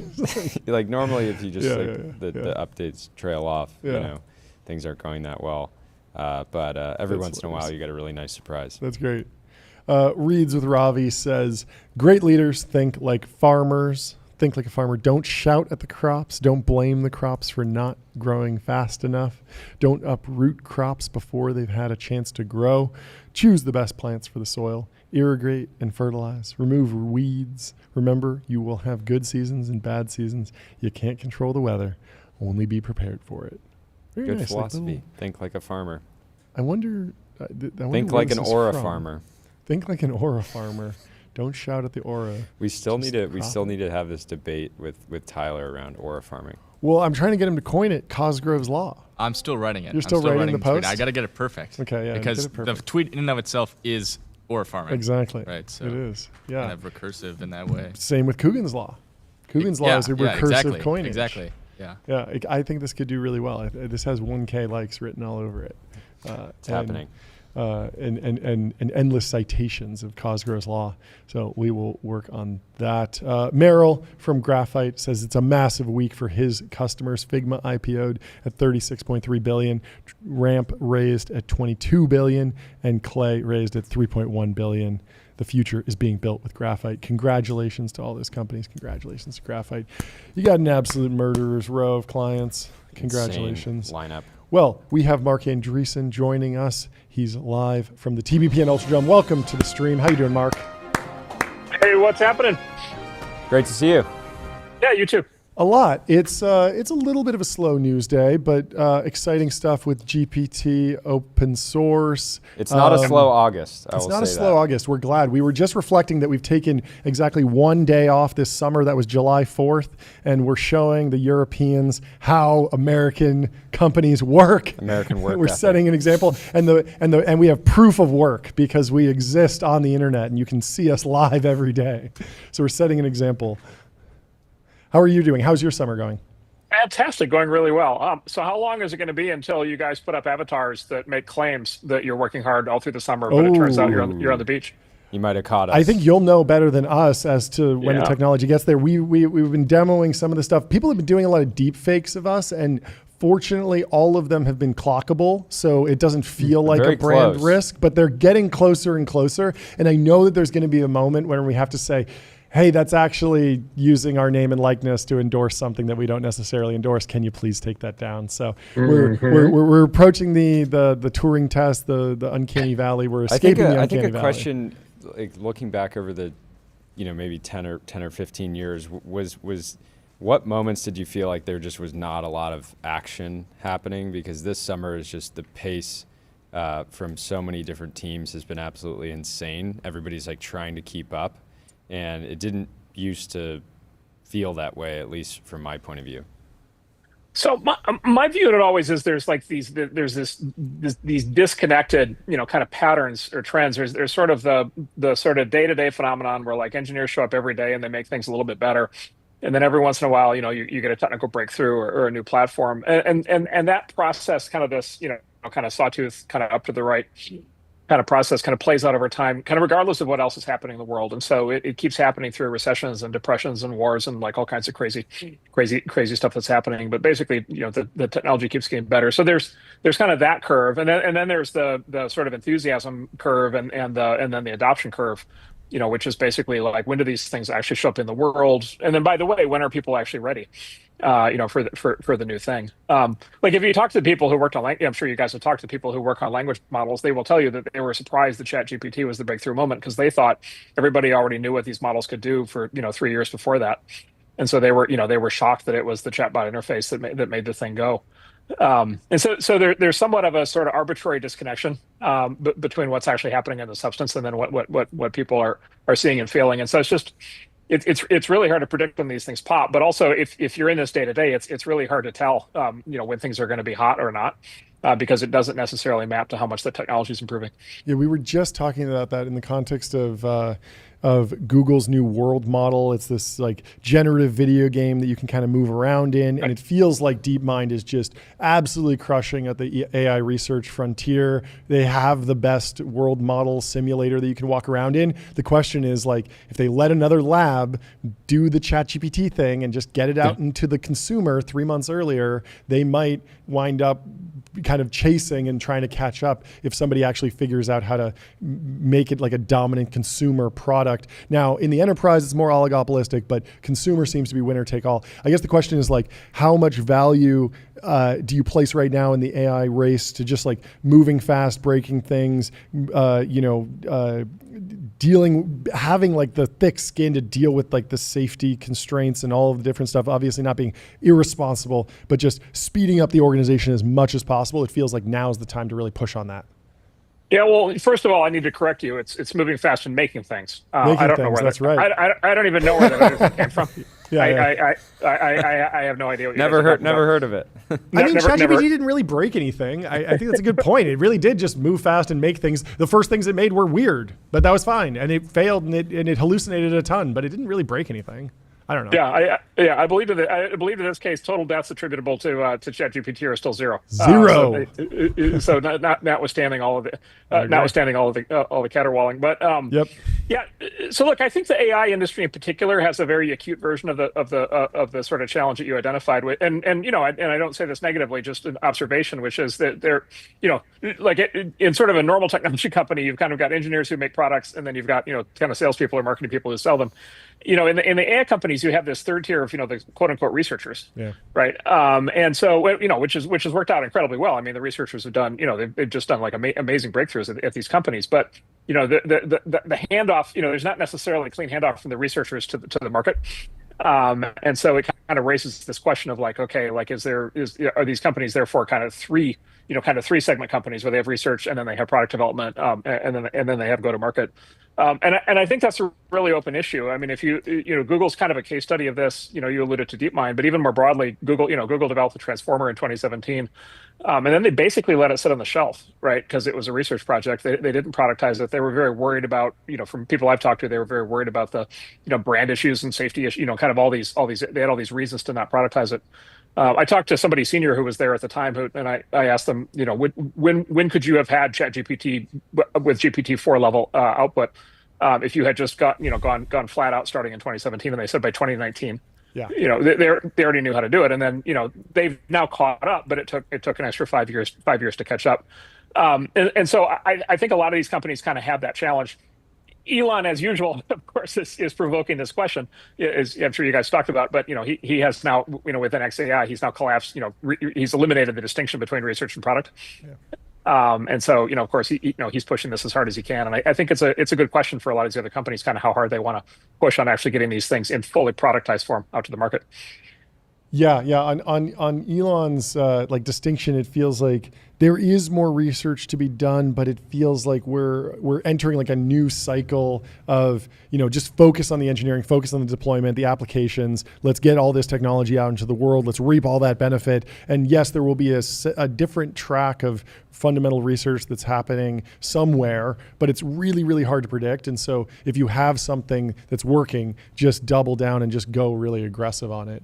I'm wondering more on that, but also on Apple's strategy. It feels like Apple's been kind of like, people have been maligning them for missing the AI opportunity. And Tim Cook's just there on the earnings call being like, look, we acquired a couple small companies and this year. 7 companies. But then it AI. seems like they're taking more of like an American dynamism approach. Like there was news today in the Journal that they're investing $100 million in American manufacturing. They're certainly doing stuff. They're just not chasing the shiny tennis ball. Headline $100 billion capex.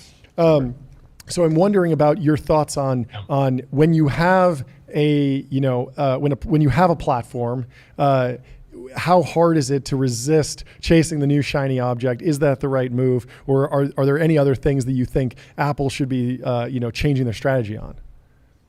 Yeah. So look, Apple's always had this, very clearly defined strategy that, Steve and Tim, working together figured out a long time ago, which is, I forget the exact term, but it's something like basically they invest deeply into the core of what they do. They'll basically work internally on things for many years. They only actually release things when they feel like they're kind of fully baked. Yeah. Right. And so as a consequence, they have this thing where, and Tim says this, right? They're rarely first to market with new technologies. They're more often in the category of what Peter Thiel calls last to market. They'll come out whatever 3 years later, whatever 5 years later. There were tablets for years before the iPad. There were smartphones for years before the iPhone. Folding phones. They're about to do a folding phone. It's like 10 years into that technology. But I'm sure if they do it, they'll hit it. The last mover. Yeah. Sorry. The last mover. And I guess, what I would say is like, look, that clearly works if you're Apple, right? Yeah. And so it clearly works if you're Apple. But I would say there's a fine line between that strategy and simply becoming obsolete, right? Yeah. And so the problem is, like, if you're not Apple and you don't have all the other kind of super strengths and kind of now the market position that Apple has, do you really want to be a company? If you're not Apple, do you really want to be a company that basically sits there and says, yeah, the world's moving and we're very deliberately not going to lean as hard as we can into it?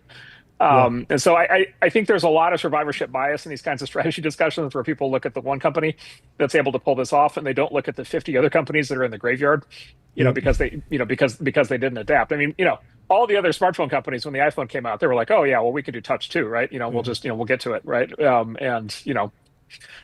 gone. Yeah, what was it? What do you BlackBerry think? Bold, I remember, it was like an iPhone knockoff. What do you think? Yeah. Right now people are variety of shareholders are annoyed at Apple around their reaction to AI, LLMs. John's annoyed around just like transcription generally, just like super basic stuff. But it doesn't feel like the core business is immediately threatened today. It feels like it's still on the horizon around these sort of like eyewear-based computing, potentially net new devices that we'll see from companies like OpenAI over time. But where do you like how real is the threat this year versus 10 years from today, and kind of what's your framework? Yeah, well, look, I mean, I think the biggest ultimate danger is very clear, which is just like, at what point do you not carry around a pane of glass in your hand, called a phone? Because other things have superseded it. And, look, everything becomes obsolete at the point.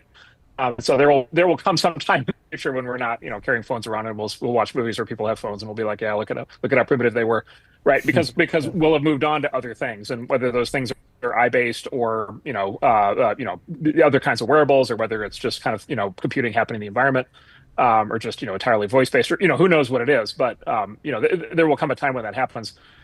Is that time 3 years from now because there's like some huge breakthrough from some company that figures out the product that obsoletes the phone right away, or is that 20 years from now because the phone is just such a standard platform for everything that we do in our lives, and everything else kind of remains a peripheral to the phone? I mean, that's the game of elephants that's playing out there. Obviously, I think it's highly likely that we'll have a phone for a very long time. Yeah. Having said that, it is exciting that there are companies that are going directly at that challenge, and whoever cracks the code on that will be the next Apple. And by the way, that may in the fullness of time be Apple itself. They may be the company that figures that out. Yeah, I remember being at a board meeting at Andreessen Horowitz maybe a decade ago or something, and Chris Dixon showed me the HoloLens. And I was like, okay, we're 1 year away from this being everywhere. Yeah. And I feel like today I'm still in the VR, it's definitely 1 year away. The next Quest I'm going to be wearing daily. And it feels like we're always there, but it does feel like Apple did a lot of work on the fundamental, pixel density of the resolution of the display. And then Meta's been doing a ton of work on just getting it light and affordable. Like, it feels closer than ever, but you always got to wait until you see the churn numbers until you really call the game, right? Well, here's the other thing, but I think that's true. But you'd also say, I'm on the Meta board, so I'm kind of a dog in the hunt on this one. But like the Meta Ray-Ban glasses are a big hit. Oh, totally. Right, like they're a big. So I think we now have a form factor that we know works. For eye-based wearables. There's not VR, and then VR on top of that. But Just the glasses, and then the glasses with camera, sort of integrated camera, integrated microphone, integrated speaker. Yep. That's a very interesting platform. The watch clearly works, by the way, which Apple, of course, has played a significant role in making happen. That now sells in huge volume. Yeah. So that's the second data point. And then, I think I think some form of AI pin is going to work. Yep. I also think headphones are going to get a lot more sophisticated, which is already happening. Yep. And so you do have these kind of data points coming out, and then look, the $1 trillion question ultimately is, are these peripherals to the phone? Yeah. Which is what they are today, or are these replacements for the phone? And I would say I think we have a lot of invention coming, both from new companies and from the incumbents who are going to try to figure that out. Yeah, I always think about the value of like narrowing the aperture on these new technologies. Like with the Meta Ray-Bans, I feel like the fact that they aren't also trying to be a screen is actually a feature, not a bug. And I always go back to the iPhone. Like, it was first and foremost a phone. And people bought it because it could make calls, and then it could make text messages, and then it was an iPod. But do you disagree with that, please? Well, you guys, I don't know. You guys might be too young. The first iPhone actually was a bad phone. How so? Don't you guys? For the first 2 years, it couldn't reliably make phone calls. I had like the third one, and a friend had one, but I feel like it was still like people were carrying cell phones, and that was at least the expectation. But yeah, I mean, I guess you're right.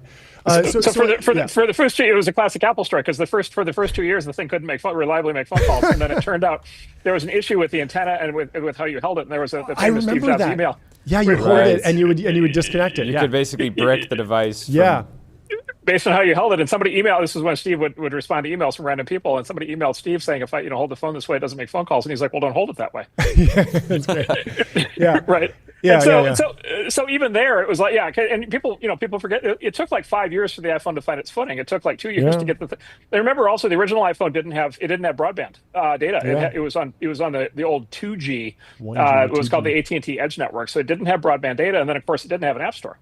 Right, it was completely locked down. Right. So the challenges for Apple now is that people are so used to perfection with the device that launching a product that isn't perfect is embarrassing, right? Like, you look at the Vision Pro and it's like, well, the battery's big. Steve would have hated this, right?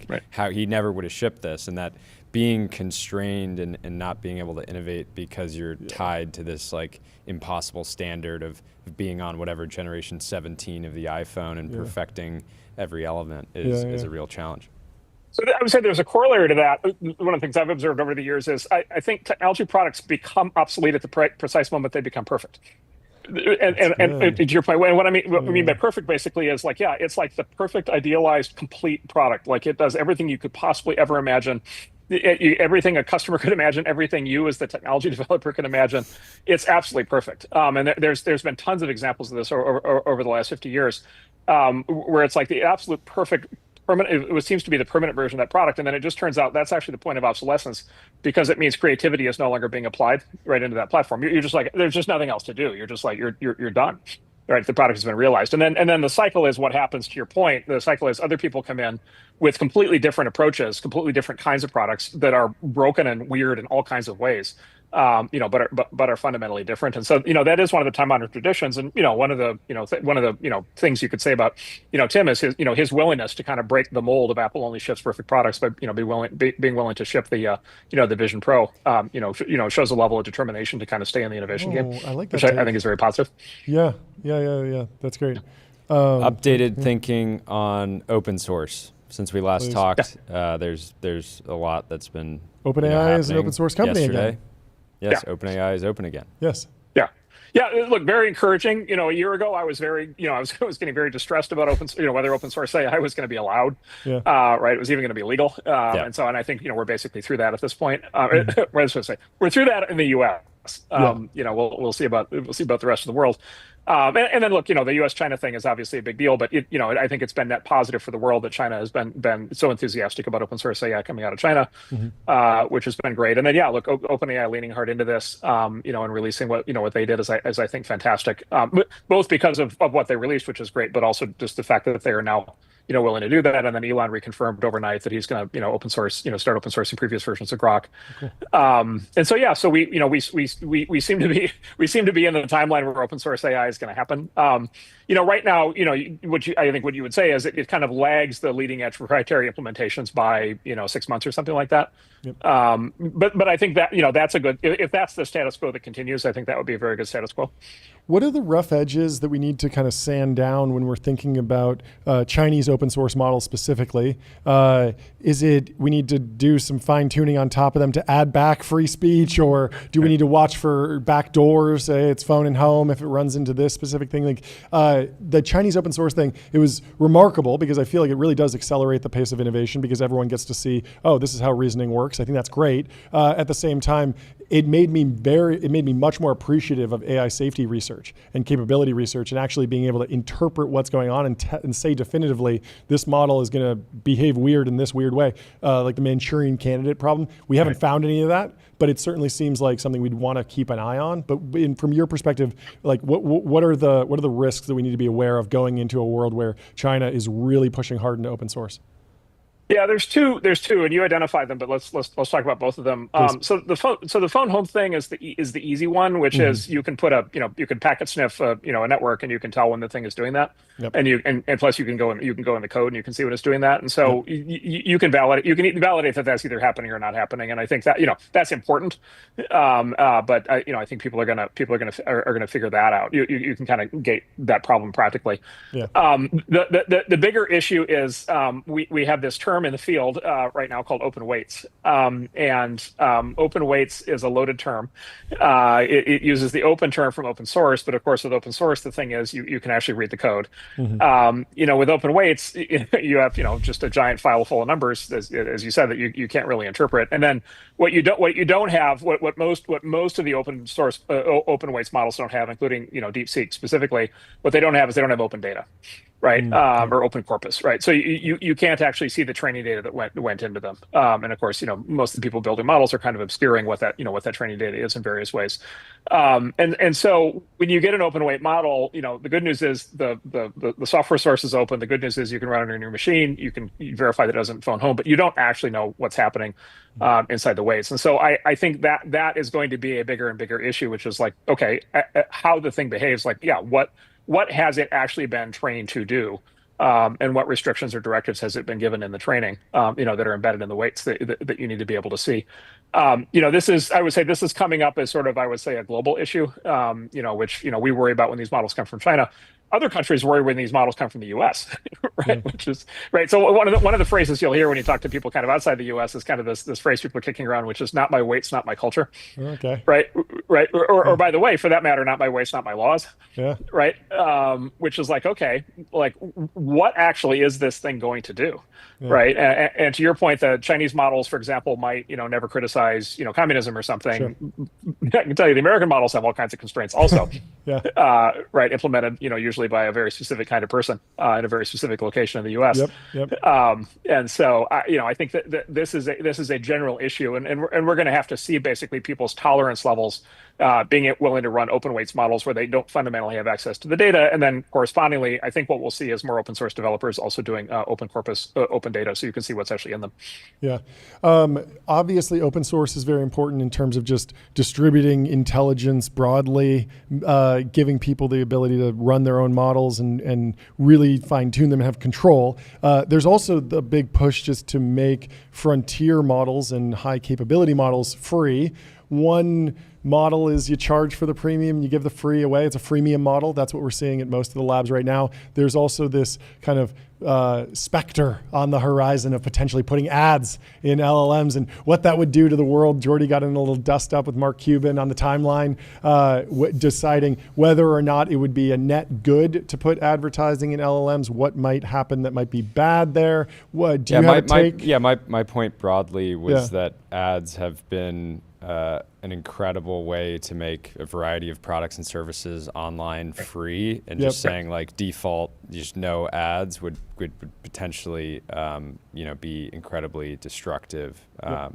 But curious your framework.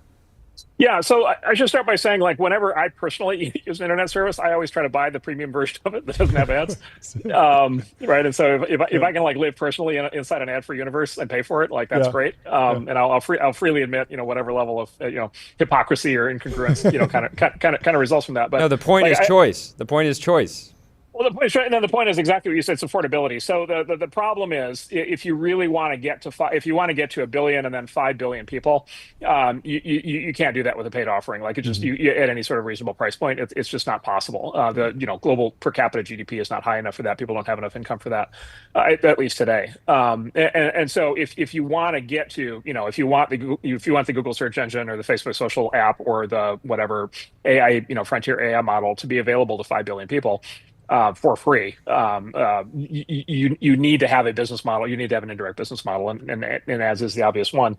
And so I do think if you take some principle stand against ads, I think you unfortunately are also taking a stand against broad access, just in the way the world works today. And then look, the other really salient question is, the same question that the companies like Google and Facebook have been dealing with for a long time, which is, are ads purely destructive or negative to the user experience, or are they actually, if done properly, are they actually either neutral or even positive, right? And this was something that Google, I think, to their credit, figured out very early, which is a well-targeted ad at a specifically relevant point in time is actually content. It actually enhances the experience, right? Because it's the obvious case. You're searching on a product. There's an ad. You can buy the product. You click to buy the product. That was actually a useful piece of functionality. And so, can you have ads or other things that are like ads or look like ads? Different kinds of referrals, mechanisms or whatever. Can you have them in such a way that they're actually additive to the product experience? And you can imagine, just like with search and with social networking, you could imagine lots of examples of that. Yeah. People will, they'll whine or howl about that in lots of different ways. But I think that hasn't been a bad outcome overall. And I think that I think it's entirely possible that that's what happens with these models as well. Yeah. So, kind of similar kind of question. What should be legal? Kind of trying to create legal frameworks on a number of issues with AI. There's been a number of IP cases that have been working their way through the courts. What can labs use to train models, et cetera? There's been some good outcomes recently. Sam also was talking about how a lot of people are using AI as like a confidant, like a friend, things like that. And he mentioned that currently your chats are not privileged. They can be used in a lawsuit or other situations. How optimistic are you that our sort of legal system in the U.S. can get some of these issues right, where maybe it can't just be total free markets, kind of lawless, whatever goes? So in the case of training data, I think that there's a bunch of these copyright kind of lawsuits happening right now. There's the big New York Times OpenAI one, and there's been a bunch of others. I think for that particular problem, my guess is that problem ultimately has to be solved through legislation. It's ultimately a legislative question. The reason is because it goes to the nature of copyright law itself, which is legislation, and of course, the content industry is already claiming that, of course, using copyrighted data to train, without permission and without paying is sort of, they believe illegal on its face, due to violation of copyright law. The counter argument to that, which we believe is, well, it's not copying, right? There's a distinction between training and copying. Just like in the real world, there's a distinction between reading a book and copying the book, as a person. And so there's going to need, I think, the courts are trying to grapple with that. There's a whole bunch of cases. There's jurisdictional questions. Probably ultimately Congress is going to have to figure out figure out an answer on that. And by the way, the president has kind of, thrown down that gauntlet in his, I think, the speech he gave last week or 2 weeks ago, where he said that, Washington probably needs to deal with that as an issue. So that's one. On the privacy thing, I think that one feels like it's a Supreme Court thing. To me, it feels like that's the kind of issue set at the Supreme Court. And in other words, like whether, for example, your chat transcripts are considered your property and whether they're protected against, warrantless search and seizure. Mm-hmm. And the observation I would make there is, if you look at the march of technology over time, so the Constitution has like very clear, Fourth, Fifth Amendments, very specific rights around the things that are yours, such as, your home, being in your home. By the way, the thoughts in your head, right? That the government can't just like come in and take. They can't just come in and search your house without a warrant. Mm-hmm. they can't like, put you in a jail cell and beat you until you fess up. Like, there are, we have constitutional protections against the government being able to basically, take information, fundamentally, as well as possessions. And then basically what happens is every time there's a new technology that creates a new kind of sort of, thing that you own, thing that's yours, thing that you would consider to be private, thing that you wouldn't want the government to be able to take without a warrant. Out of the gate, law enforcement agencies just naturally go try to get those things because they're ways to solve crimes, and it feels like that's a legal thing to do. And then basically the courts come in later and they rule one way or the other and basically say no, that actually is also a thing that is protected against warrantless, for example, warrantless search, or warrantless wiretapping. And so I feel like that this is the latest of probably 20 of those over the last 100 years. And I don't know which way it'll go, but I think it's going to be a key thing because as people are already telling these models lots of things that they're that are very personal. Okay, lightning round, quick questions. We're letting you get out of here in a couple minutes. We're in this age of spiky intelligence. Models are great at some things and then terrible at others. Where are you actually getting value out of AI right now? Where is it falling down for you? How are you using AI day to day? Yeah, so I have two kind of, barbell approach. One is for serious stuff. I love the deep research capabilities. Yeah. And I'm doing this in a bunch of models, but like the ability to basically say, I'm interested in this topic. And then I just felt like write me a book. And I'm kind of hoping for the longest book I can get. I always tell it like, go longer, more sophisticated. But the leading edge models now, they're getting up to like 30-page PDFs, that are like completely well formulated, basically long form essays. With just like incredible richness and depth. If it's 30 pages today, I'm sort of crossing my fingers it'll get to, 300 pages coming up here in the next few years. And so I'm able to basically have the thing generate enormous amounts of reading material with just like, I think, incredible richness and depth and complexity. And then on the other side of the barbell is humor. And I posted some of these to my X feed over the last couple of years, but I think these models are already much funnier than people give them credit for. Really? I think they're actually quite highly entertaining.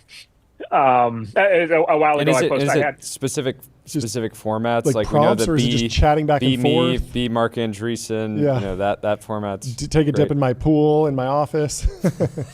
They're really good. So they're really good at green text. That works really well. But the for some reason, the ones I find hysterical are I have it write screenplays, for like TV shows or plays or movies. I posted, I had it write a new season of the HBO Silicon Valley, set 10 years later. Yep. And I had it write like I had it write like 10 scripts for a complete season. And of course I just said, make it like Silicon Valley, except, it's happening it's in 2021 at kind of peak woke. And I thought it was just, I think it's just, I'll sit there at 2 a.m. and just like laughing my ass off at how funny this thing is. And so I think these things are actually already like extremely funny. They're extremely entertaining when they're used in that way. And I do enjoy that a lot. And I generate a lot of those that I don't post. Stay in the group chats. It's probably a good idea. Exactly. They're your property. Yeah. Hopefully the Fourth Amendment holds on these. Yeah. That's great. I have one last question. Go for it, and then I've got one more. How do you get a job as a venture capitalist in 2025? So look, the best way to do it is to have a track record early as somebody who is like in the loop specifically on new product development. And so somebody who, be like deeply in the trenches. At one of these new companies in one of these spaces, participate in the creation of a great new product and a great new company, and really demonstrate that you know how to do that. There are great VCs who have not done that, but I think that is sort of a foundational skill set, for working with the kinds of founders that you want to work with, who are going to want you to have, kind of very interesting things to say on that. As I think that, still the best way to do it. Yeah, like feel the growth, immerse yourself in the growth, the aggressive growth environment, and then you'll be able to identify it when you see it from afar. Yeah, that's right. Jordy. Last question for me. State of M&A in your mind, how are you advising, companies where you're on the board or just the portfolio broadly around what they should expect now and in the near future? You mean in terms of whether you can get things approved, or basically? Yeah. Yes. So look, approval is not a slam dunk. I just saw there was a medical device company this morning, where the acquisition was not allowed by the FTC. So, look, there is still scrutiny. It's obviously a very different political regime in Washington, but this is not by their own statements, this is not an administration that believes in total laissez-faire M&A, and it definitely wants to, in their view, maintain a very healthy level of market competition. How many do you expect? Do you expect certain companies to be negatively impacted by the Figma story, right? You have this deal gets blocked, successful, IPO. Lena Khan is taking a victory lap. Many people are responding and joking, saying, Lena cuts off the arm of a pianist and they endure and can create a masterpiece. And then, and so I expect, and then you look at the example with, Roomba, I think it was, where Roomba had a deal with Amazon, it was blocked and fell apart. And the company has just been in shambles ever since. So my concern is that people look at Figma and say, you should be independent, you just figure it out. Nothing can go wrong. Yes. Yeah, Ms. Khan taking a victory lap was very disconcerting, and for exactly the reason you said, which is survivorship bias, right? Which is you pick the one that worked out, and then it's the airplane, the red dots, the airplane meme.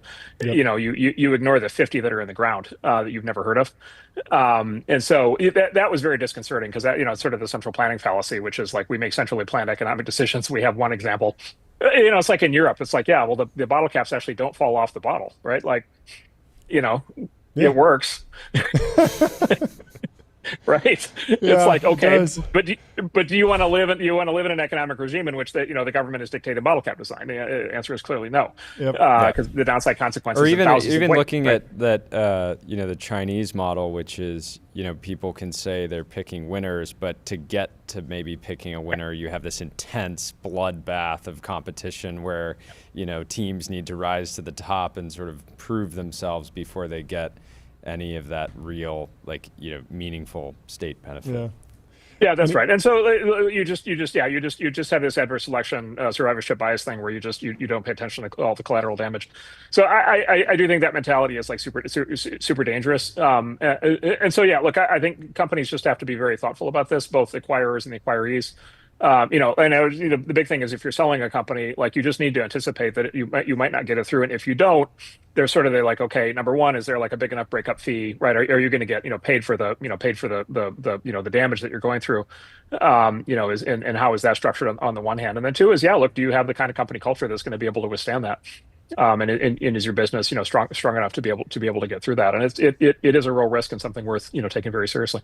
Yeah, and that's why it felt emotional. We were at NICE last week. It felt emotional that the Figma team was able to effectively just restart the business and say we're taking this all the way. So if you talk, way to think about it, if you talk to any really successful company, what they'll tell you is over the years we had these crucible moments in which we almost died, right? But we pulled together and we pulled it off, and then that became one of these central kind of mythical events in the history of the company that we always refer to, and my God, we got through that, and we're so strong and tough, and we've been forged in fire, and now we can do anything. And it's that's great. And then there's 50 other companies that hit those crucible moments, blew up, and died. Right. And so it's all of the quote lessons learned on this stuff. They're all conditional on survival. And so these things need to be taken incredibly seriously, which the great CEOs do. Yeah. Well, thanks so much for joining. We'll let you get back to your day. We already kept you 5 minutes over. Next time we have to book 5 hours because this is fantastic. I got 10% of the way through. 24-hour TBPN. Yeah, we would love to have you again. Marathon. This is a lot of fun. Enjoy the rest of your day. We'll talk to you soon, Mark. Have a great day. Bye. Cheers. Sounds good. Thank you, guys. Thank you. Up next, we have Harley from Shopify coming in, the temple of technology, the fortress of finance. The capital of capital. Welcome to the stream. Harley, get that gong ready, Jordy. What happened? Give us the update, Harley. How you doing? The update's good. I just finished watching you guys with Mark. It was an amazing interview. It was really a lot of great. Fun. He's fantastic. Before I get into Shopify, you guys mentioned the emotion of being at the NICE with Figma yesterday, I think, right? Yeah. So we are 41 quarters now, and maybe 42 quarters post IPO. Yeah. I think it's emotional for anybody. I mean, obviously that story is incredibly emotional because of what happened with Adobe and all that. But I think it's emotional for anyone who goes there. Although I do think you'd said that is that going to create some momentum for more companies to do it independently. I don't know if that's going to be the main catalyst or not, but I said this last time when I was on your show. I want to say it again. For those companies that are out there, there is this perception that like the public markets are something to avoid as much as possible.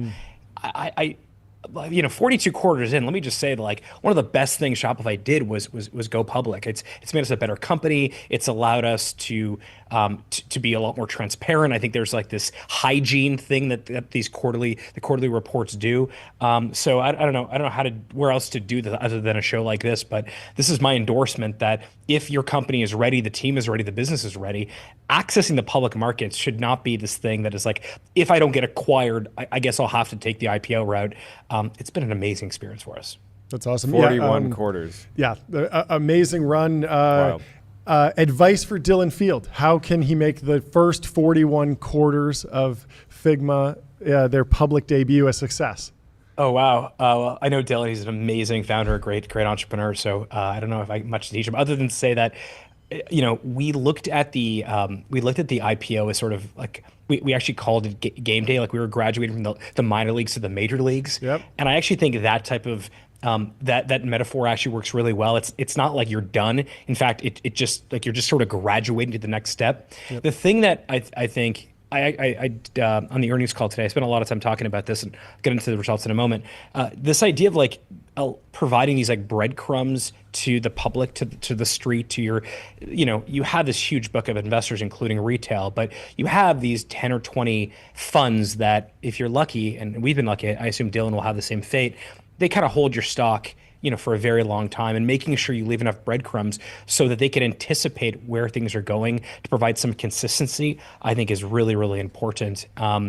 So I don't know, like becoming a trusted version of Figma in the public markets is a much better way to, I think, do things than just becoming like a different version of Figma. I think the reason that Figma is so successful is because they understand their culture, their product, their customer base. I think this is just sort of the next phase for them, as opposed to like, okay, we're done. Let's now change the company, become something different. And in sort of this era of founder-led companies and founders being allowed and permissible to run their companies over the long period of time, I think that works much better. One thing that stood out to me is Figma was launching new features on the day of the IPO, That was very cool. which to me just sent this signal that we're still the same company that care. Like Dylan was replying to customer support posts on the IPO day. It's amazing. I mean, look, that is like we do the same thing. There's something different about founder-led companies, and with that, less about Figma, more about Shopify. Yes. Okay, so obviously, we had our results this morning. Give us the news. The news is Q2 GMV was $87 billion. That's up 31%. Let's go. Revenue was $2.7 billion, 31%. Free cash flow was $422 million, which is 60% of revenue. So back to the consistency point, we've now had 11 consecutive quarters of positive free cash flow, 8 consecutive quarters of double-digit free cash flow, and it's this is Shopify operating on all cylinders. Amazing. And yeah, I think that it was a really good quarter. I think there was like a bunch of these interesting uncertainties that the street had, tariffs, de minimis, macro. But our merchants, did disproportionately better than the overall e-commerce market, which is really cool. And then I got to announce some like amazing brands, Michael Kors, Canada Goose, Starbucks, these incredible companies that are now coming to Shopify. Burton came, Miele came. So really cool to also be able to talk about some of the big brands that are now joining Shopify too. Break down some of those concerns kind of one by one. I'm sure you did, but tariffs, de minimis, the market broadly. How have you guys been kind of approaching that? How do you think you got through it? Is it just that it was always kind of like a lot of these political changes, it feels like really crazy and then it rolls back and it's actually fine. Is that the right narrative, or is it the actual like adaptation and agility of both Shopify and the merchants to actually work around a changing environment? I mean, it's a team effort too, because each individual brand has to say, hey, we're facing some headwinds here and we have to figure this out. We have to navigate this and, just find a way. Yeah. It actually carries all the way to the consumer, because the consumer also is like, well, what if I lose my job? What if I, have less disposable income? Now do I have to select? Do I have to make choices and trade-offs of what I buy, what I don't? I mean, just to kind of at the high level, we are not seeing signs of slowdown. I'll just start with that. We can look at data actually through early August. We're August 6th today, so not half the month, but certainly the first week of August. And generally, we're not seeing any slowdown. The factors we monitor at Shopify are as consumer spending, household savings, tariffs, foreign exchange trends, and then supply chains. And generally, we're not seeing nearly what I think a lot of us were concerned about. The other thing that I think is interesting is that I mentioned Starbucks and Burton Canada Goose joining Shopify. One of the interesting things that happened that I don't think we fully anticipated, certainly didn't anticipate this, is that because of this uncertainty, a lot of these bigger companies were beginning to be they were rethinking whether or not their tech stack was future-proof. Like, am I spending too much money on technology? Is my technology partner and commerce, in our case, platform, are they future-proofed? Like, I'm hearing all, but you think about a metaphorical board meeting at one of these very large retailers. Someone is going to raise their hand and say, how are you guys thinking about AI inside the company? And then what about agentic commerce?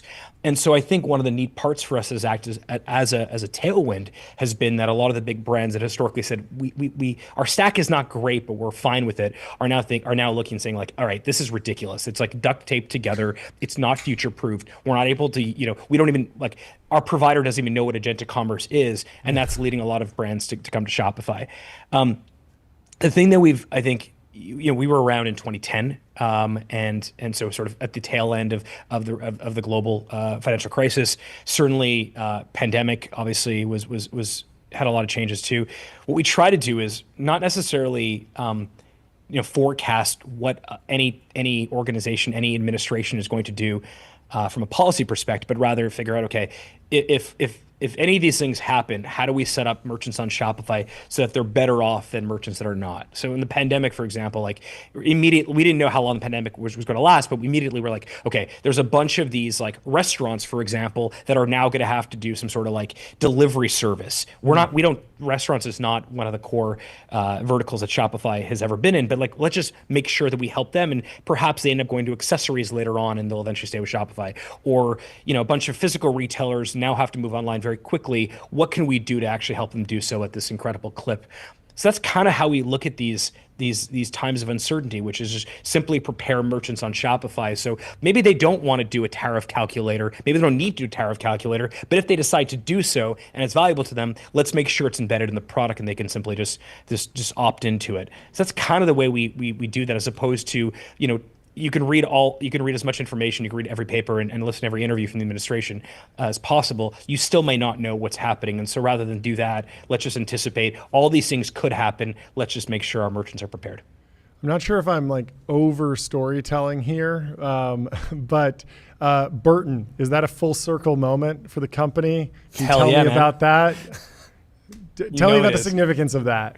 The significance of it is that, why did it take them so long? What were they doing? Oh, man. Okay, so Canada Goose, Danny, who's I don't know if you know, you guys know Canada Goose, right? Yeah. Okay, so Danny Reese, an incredible entrepreneur, one of the greatest retail entrepreneurs on the planet. He's a friend of mine. He's a Canadian guy. Canada Goose and Shopify are two Canadian, success stories, and I've been trying to get them on for a while. They finally came on too. But Burton is really relevant because the history of Shopify is that when Toby moved to Canada in 2004, he couldn't get a job because he was a new immigrant and no one would hire him. So he ended up deciding to start a business, which was, if you're an immigrant, that's okay. And he decided he would sell snowboards on the internet because he was in Canada and he loved to snowboard, and he couldn't find any good software. And so he wrote the software to sell these snowboards. The store was called Snow Devil, and that software that he wrote for Snow Devil would become what is now Shopify. And so the fact that Burton, one of the most important snowboard companies on the planet, is now using Shopify is really, really cool. But I love I spend, if you listen to the earnings calls, I spend quite a bit of time on these calls talking about some of the larger brands coming on. Part of it is that I'm very excited by these brands. I love love the fact that these, it's weird, but like Hunter Douglas, Birkenstock, Mattel, these are brands. Hunter Douglas was created, I think, in 1919. Birkenstock was created in the 1700s, and I think, yeah. So Mattel was created in 1945. I like that these very large, iconic retailers are selecting Shopify. The other reason I like to talk about these brands, and it's significant too, because there's certainly some people living under a rock, and early on, Shopify was loved by small merchants that were just starting out. And I'm sure you went through a bunch of calls with investors and things like that over the years, which was, yeah, it's great, but like you guys just have the like long tail of enterprise. You're never gonna really dominate with the retailers that matter. And like clearly that hasn't been true for a while, but you still kind of have to just like say it over and over and over and over. Yeah, so again. I'm just repeating it over and over again. The other thing that we announced today was that we now have 12% of e-commerce market share in the U.S. So if you think about it from a checkout perspective, that's thank you. That's really good advice for entrepreneurs over there. Just go get 12% of the entire market. You probably be good. A lot of people say I just all I want is 1%. No, I'm good with 1%. Aim a little bit higher. Go for 12%. 12% is pretty good. Go for 12. Which I think makes us the second largest checkout in the U.S. on the internet after Amazon. Which Congratulations. How do you think about sales cycles? Because for someone like a Burton, I imagine the first conversations there, like that feels like this whale that like is just a natural fit for the product, but it's not the kind of thing that was closed in like a quarter. So like how do you kind of even work with the team on that front to understand that like we're actually playing in, ideally we close all the customers we want to close next quarter, but realistically sometimes great partnerships take time to come together. And you guys almost have the luxury of like you're 41 quarters in, you're probably thinking about, you're thinking, actually able to think, long term. But in some cases it's actually it's not necessarily based on size or like GMV band. I mean, we have merchants on Shopify that are doing hundreds of millions of dollars of GMV, and they have like, I'm not joking, like they have like 12 employees. Wow. Amazing. And then we have merchants that have, thousands of employees and are doing far less in GMV. So it's not necessarily about the size of merchant. It has to do, I think, with two things. One is complexity in terms of how much, technical debt and baggage do they have, meaning how much duct tape do they have to undo to migrate over. And then the second part is like, how motivated are they to move over? I remember when Emily Weiss left Glossier, Kyle Leahy replaced her. Kyle's an incredible CEO. Kyle came in to run Glossier, and Kyle called and said, we're a cosmetics company. We have this incredibly, complex technology stack. We have tons of people running e-commerce. Do we need this? And we looked at it and we're like, no, we can help you. And I think the Glossier migration, again, that was a homegrown stack. And we said, no, we can help you. That was at an era where started as investors, a blog, by the way. Well, Yeah. yes, Right? but also investors at that time wanted to invest in consumer brands that had an insane CTO. It was like it was a badge of honor to be like, no, we're not using off-the-shelf software. That's right. Like we're running on our own tech stack. We're a technology company. Yeah. Give us a technology multiple. Well, and then it turns exactly, out- you said it, right? It's a technology multiple. They're like, well, we're not really this, we're this other thing as well. They're like, And sorry, I think- Harley, I can't switch because if we don't have our own tech stack, like my multiple is going to get cut. I talked to one CTO at a D2C company that they didn't just build their own e-commerce stack, they built their own Salesforce. They built their own CRM and like email management. And the good thing is that everybody realized that you can build your own tech stack and you're still not going to get a software tech multiple. No way. And your cost is going to and not just not your cost. Just talk about your efficiency. I mean, totally. Back to the 12% market share at e-commerce. There is no checkout that is more performant than Shopify's checkout, simply because we have more data in which to make better decisions with. So even if you do have the most technical team building the most incredible technology stack, you still don't have the economy of scale that you can get by being part of that's the weird part that people miss about Shopify. That's the reason why the 12% number is I think valuable. If you sort of put together, if you were to assume for a second that we were one single retailer instead of millions of individual stores, we would be the second largest online retailer in America. Yeah. As part of that, you are entitled to incredible economies of scale. Yeah. So even if you can do it yourself, even if you can do it in a cost-effective way, you're still missing out on, like, we announced the agentic stuff, which we should talk about yesterday. You can go do your own deals with every single agent that's available, or we can just do it for you. We're already doing it for millions of others. Might as well throw in with us. Your point, though, on the multiple is interesting. Something shifted, I think. At some point, I don't know what year it happened, but at some point, the flex of, I built my own e-commerce stack, stopped being a flex and started to look like, well, why did you do that? I mean, yeah, 2016 Unilever write-downs. That's when it happened. You basically start looking at it. It's like, wait, you're spending $3 million a year on this like technology team, and that is like cutting. That could be cutting, I don't know, safely like $30 million off of your like. I was running an e-commerce value. company in that era, and I went around and I went and I did. I looked at all the different companies, all the leading D2C companies, looked at their head count on LinkedIn, how many people they have in their technical organization, what's the average comp, and I found out the amount of money that they were spending as a function of revenue. And some of the companies were spending 10% of revenue on just building e-commerce software. And I was like, and so at that time I was like, we were on Shopify Plus, and I was like benchmarking, and I was like, okay, so we're like an order of magnitude more efficient, but we could be even more efficient. We need even less people. Like it was just like we should be focusing on the marketing. We should be focusing on the brand. There's this great PE firm, you guys probably know it, called L. Catterton. Oh yeah, yeah. Yes, L. Catterton's amazing. Michael Chu runs it. It's like Michael Chu and the Arnault family. Bernard Arnault is involved there too. And Michael is an incredible investor, but he's acquired a bunch of merchants, some on Shopify, some are not. And one of the things he's recently told me is that in some of those meetings where he's about to, where he brings in sort of their first meeting once they've been acquired by them, he says, okay, well, now when are you migrating over to Shopify? Like at some point it flipped from being, I have all this opportunity because I can build everything myself, to, I actually think you should be like, do what you do best, which is you're an incredible cosmetics brand. Go do that really well. Yep, totally. Did Stables come up on the earnings call at all? Any I brought them up there? a lot, many times. What's your updated thinking? How do they fit into the kind of Shopify ecosystem in the near term, long term? Sorry, you said Staples or stable? Sorry, stable coins. I thought you said Staples. Staples is a merchant on Shopify. Okay.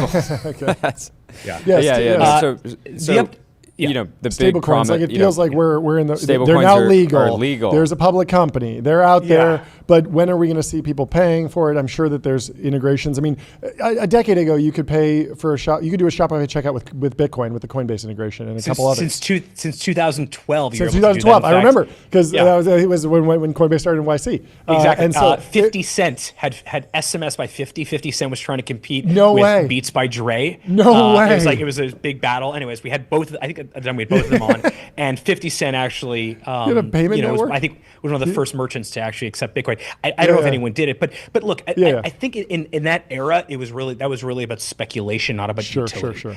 The way that we think about stablecoins in general, and I'll get into USDC in particular, is that anything that we can do that can bring more flexibility to commerce is a very good thing. I think stablecoins, USDC in particular, it just gives merchants more choices, more security, and it offers much faster settlement. Now, the other thing it solves, which is not getting discussed, but it's important, is that it solves like a real problem, which is cross-border. Cross-border is now becoming this. It's not becoming a feature of modern retail. Default global is how most modern, the best merchants, the best companies I know are default global. They don't necessarily look at these geographic physical bounds as different markets. It's like, well, if you sell to the US, why wouldn't you also sell to Canada? It's the same continent. And so I think with stablecoins, this idea of offering a payment method that combines like the transparency with a blockchain with the speed and a price stability of a major currency is really, really valuable. And then in terms of doing it with a trusted partner with us, it was Coinbase, which we love. It means that you can actually bring all these very familiar commerce features like authorization and refunds, but you don't actually need a new wallet. They're like part of what I think is scary about this type of stablecoin is like, well, do I have to now, create a new account, and like, what is the friction involved? And I think the way that we're looking at it is that merchants get paid in dollars. There's no new wallet created.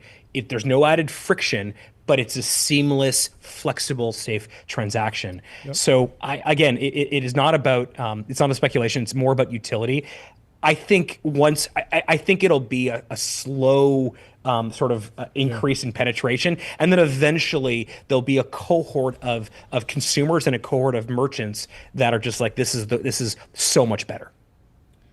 Can we shift to AI? I know that you have some stuff that we should review. I also want to ask about shopping in LLMs and then how that flows through. There's the potential of ads, and there's potential of the checkout happening, I send my agent out to purchase it. Just give me the updated thinking on how AI is changing, or how AI is changing commerce. So if you think about it from a sort of a model perspective, think about Shopify as being the hub in the middle. This like retail operating system where you have your inventory, you have your analytics, you fulfill orders from there, you have your customer data, everything is sort of at this hub. And you sort of think about the main spoke off that hub has been e-commerce for us. And then a second spoke obviously was like point of sale, like physical retail, which is one of our largest growing segments. And then you can sort of think about new spokes. Another spoke, for example, is like social commerce. We integrate with like Instagram, we integrate with YouTube, we have a Roblox integration, a Spotify integration. So one of the things that we think a lot about is the future of retail is not going to be this weird binary online versus offline. It's going to be where every surface area where consumers spend their time.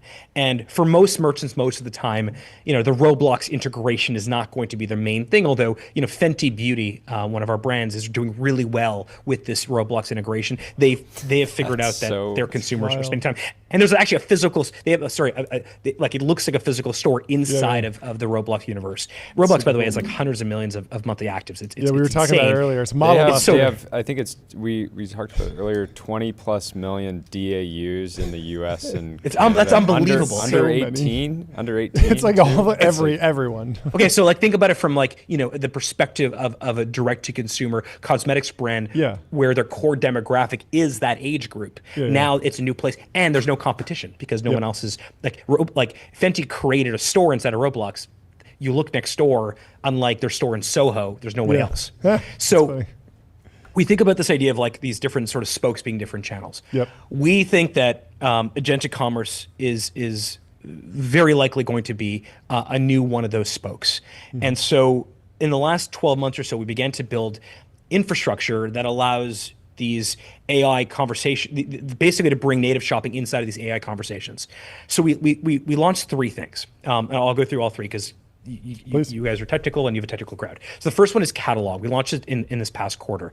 So Catalog effectively helps agents to search and to sort of surface exactly what customers want in seconds. It looks across all of Shopify's products, every SKU on Shopify, and then it uses large language models to categorize them based on metadata and the types of products they are. It also creates sort of this standard product data at these massive volumes, and then we package it in these basically these search APIs. So if you have an agent, you simply can ingest the search API and have the entire catalog of Shopify merchants. And is this tech behind an MCP server, or is this an API that's just accessible? So you can do an MCP server with UI components, or you can do it through an API. Okay, got it. Yeah, makes sense. The second piece is Universal Cart. This is new. So it's part of what we call Checkout Kit, which I'll get into in a second, but effectively it holds items from multiple stores in one single spot. So as you're sort of having a conversation with your agent, let's say you're going on a camping trip, for example, you may want a tent, but you may want a sleeping bag. Those are different stores. You may not be ready to check out immediately, but you want to hold all these things in one single cart. And then that all feeds back into Checkout Kit, which we launched last year, which lets partners embed merchants' checkout directly in their agent, and it has Shop Pay built into it. But it's the best converting checkout on the internet, which is ours. And now we're effectively giving it to these agents. What we announced yesterday was that now partners, any agent, can actually theme the checkout kit so that it matches the application's look and feel. So it doesn't feel like some weird, iframe that pops out that looks like it's a third party. So it actually looks natively integrated. And then, merchants get the tools that they need. They'll get address verification, they get fulfillment. So, and actually in the case of checkout kit, Microsoft's Copilot is already using it. So the benefit is sort of threefold. The first is for consumers, now they can get these like personalized conversation-led shopping experiences. From the merchant perspective, merchants on Shopify are now going to have a new place to get discovered across all these AI platforms. But from the partner perspective, which I think is the most interesting, is that they don't have to build the complex parts of commerce. They get access to millions of these merchants through this MCP catalog, and they also get the best converting checkout. And we think if this does become a place that is a predominant or a popular surface area for commerce, it means that merchants on Shopify will be very well positioned. And what's neat about it is if you think about how a lot of those, like if you were trying to go on a camping trip now, you'd probably do it in some sort of search, Google or something like that. The products you're going to find are likely going to be based on, like a lot of them at least, may be sponsored, where the more you pay, the more likely you are to show up. Whereas in sort of the agent world, in sort of agentic commerce world, it's actually more of a relevancy. Like it has all this history of everything you've ever talked to it and said to it. It knows that you're price sensitive for certain things, but maybe not for other things. So it may turn out to be a really new sort of vector for commerce, and we want to be at the center of it. How do you, what's your kind of looking out into the future commerce within LLMs? Are you bullish on paid placements? Are you bullish on referrals? I was obviously like in the same thing as, in the influencer world, like consumers deserve to know what's an ad and what's kind of an organic mention and all that kind of thing. There'd been a debate recently around, should ads be banned entirely from LLMs? I, generally don't agree with that just because I think, these tools should be broadly accessible and ads are potentially a way to do that. But the other thing would be ultimately like, would LLMs at some point earn referral fees from merchants? I mean, all this stuff is like extremely complicated and can have, positive effects, negative effects, but what's your framework? That I think is a $64 question. I'm not sure. I don't know exactly, because part of the reason that I think agentic shopping is so interesting to so many people is because it feels more democratized. Yeah. It feels more based on, it has a great understanding of who you are. Therefore, you guys started the show with me today saying like, I'm going to have my agent go and buy me a bunch of stuff. I want my agent to go, if that is how I am purchasing in the future, I want my agent to go buy things that I actually really like, not the thing that my agent is getting paid for. Yeah. Yeah, when I think about the use case here is like, I have certain brands and I only buy their t-shirts. And if I could just be in an LLM and say like, hey, I want to get some new t-shirts. Can you and they're like, cool, here's the t-shirts you normally buy. Would you like, and I'll be like, I'll take 5 white t-shirts and 5 black t-shirts. And then it's just done. Like that's amazing because I don't want to be navigating around and, it's just like removing that friction, which is kind of has been the history of Shopify. So all these new products. If you think about, I think Toby told me this, that like if you want to look out to where technology is going, look at what like rich people currently do, and then everyone else will be able to get that feature. So you go back to this idea of like personal shoppers. If your personal shopper is constantly selling you the thing or trying to sell you the thing that they make the most commission on, it may work once or twice. Eventually, you'll stop going to that store. You're gonna look in the mirror. You're gonna look in the mirror. You're like, dude, this is like some gold chain. Or like I wear a black t-shirt. Like don't like I know you're getting paid more for this gold t-shirt, but like I wear a James Purse black t-shirt every day of my life. And James Purse is a great Shopify merchant and a great entrepreneur himself. Oh, there we go. He doesn't advertise. He's not going to participate in that.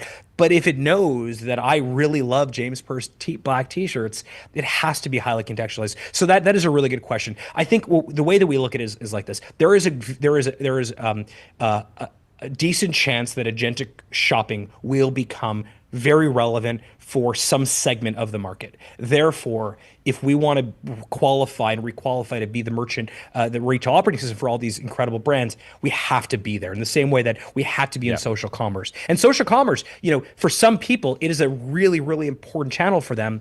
I don't think my mom has ever bought something on social commerce. She still goes into a physical store. So we're not going to predict, like our job is to make it so that wherever you want to sell, you should be able to do so really easily.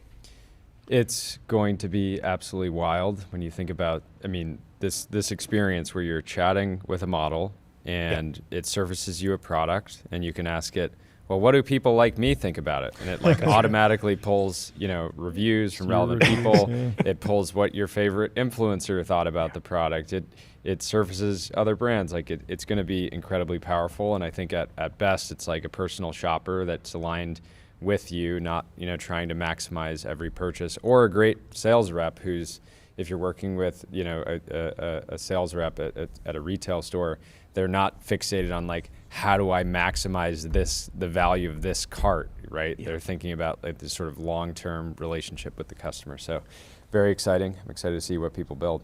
Well, congratulations. Thank you so much for hopping on and chatting with us. Always fun to be here. Always so much fun. Fantastic work. You guys are the best. I love your show. Love what you guys are doing. And I like that this is becoming a new routine that after we'll see you in 3 months. We're 4 excited. times a year. The we love you team too. loves it. Thank you. Great work. Applause. Cheers, All right, Harley. see you guys. We'll talk to you soon. Up next, we have Anton from Lovable coming in the studio. Get that gong John. ready, Jordy. What? Shopify. Oh, what? Up 20%. 20%. Yeah. 21% I was trying to tell today. him that on the stream because I wanted the eyebrow raise, like the, from the Brian Chesky when the IPO, and Emily Chang tells him how much the stock is up, and he goes, like this. It's like one of the most iconic moments in tech history. Anyway, we got Anton from Lovable. How you doing? What's happening? Great to meet you finally. Yeah, great to meet you too. We were going back and forth with folks in and around your orbit. Every time we talked, there was a new massive number. There was a certain amount of people on the platform, certain amount of websites. Give me the latest headline number that's shocking. Isn't it like some insane number of websites on the internet are generated every day? That is true. What are you holding? I'm holding a gong, a mallet So to I hit just the learned gong today. to celebrate. I just learned today we have 100,000 new projects built every single day. Congratulations. That's Big fantastic number. news. How'd you do it? What's the key to success? What are people using Lovable for more than anything else? When you think about just a web page can be anything. It can be everything from Facebook, a billion users, $1 trillion company, to a little homepage for my my resume. What are people using it for? Yeah, look, Lovable is the fastest way to go from an idea to a production-ready application, and a lot of people make that into a real business, and that's something that's in our mission to empower much more people to do. But apart from the entrepreneurs, the solopreneurs, like building for the first time or building for the nth time but by themselves, you have a lot of people in larger companies now, and we're seeing that use case growing very, very fast, like percentage-wise, much faster. And they go from I have this idea, my engineers should build it, but they don't understand me, so I need to create a full working version of it, and then they're gonna be like, okay, I get it. It looks great. Let's build it. How are you thinking about tool use right now? I feel like there's so much open source software there. LLMs are incredible. They could probably rewrite Linux from scratch. They could rewrite a database from scratch, but you want to be provisioning and standing on the shoulders of giants. But how often are you focused on allowing to grab different open source projects and tools? Like if you want to build an e-commerce software, you probably don't need to rewrite a catalog from scratch. There's probably a tool for that. Yeah, no. How we think about making the product as good as possible, and thought about it for a long time, is we have an agent that can do things. It can browse the web, generate images, but specifically create applications and a website, personal website for you, whatever. We are giving this agent more capabilities. We're adding new things. Okay, so for e-commerce specifically, we're taking the best of breed to build e-commerce as a tool, and more to. I'm spoiling some teasing some things there on the e-commerce side actually. And giving it more tools, and then we're making the agent itself smarter. What's So the those are the key- two things we're doing: giving more tools, making it smarter. What's the key to high retention? I feel like there's a world where you use a tool, Lovable, you build something, and then you're like, okay, we're ready to go and stand up a whole team of engineers to actually build this thing and take it to the next level. How are you fighting that urge to just use this as a prototyping tool? Yeah, like if you have a high-performing engineering team with a large existing system, then there's always this balance of like, do I take this thing I built in Lovable and I connect it to my system? Many people do that. Or do I just use it as a design and then I know exactly how to build it, so it's going to be super fast with my engineers? Both are fine. Or do I even edit the code as an engineer in Lovable? Also popular. I think regardless of all of those, you can have very, very high retention, because if you want to just prototype in Lovable, it's the easiest way to do it. You just open the browser and then boom, you have your prototype. And it has access to your design philosophy. It has access to like integrations and different tools that you might want to use. So there's a high retention. There's a very high retention on that use case. But how I think about it going forward is that we want to just build a platform where you never want to leave this platform because it provides you so much value. And what large language models have done now is that they generate code really well. But that's just one tiny part of the entire life cycle of building and maintaining and operating and a product and growing a business on top of that. So I'm not sure you know Elena on our team. She's like, I've been doing growth for 20 years. And now I'm so excited to not have to do like the boring growth, just do the innovative growth, and AI is going to handle all the growth, like all the growth things. So that's on the horizon. And when you have a platform like that, you should be getting so much value that you never want to leave. That makes sense.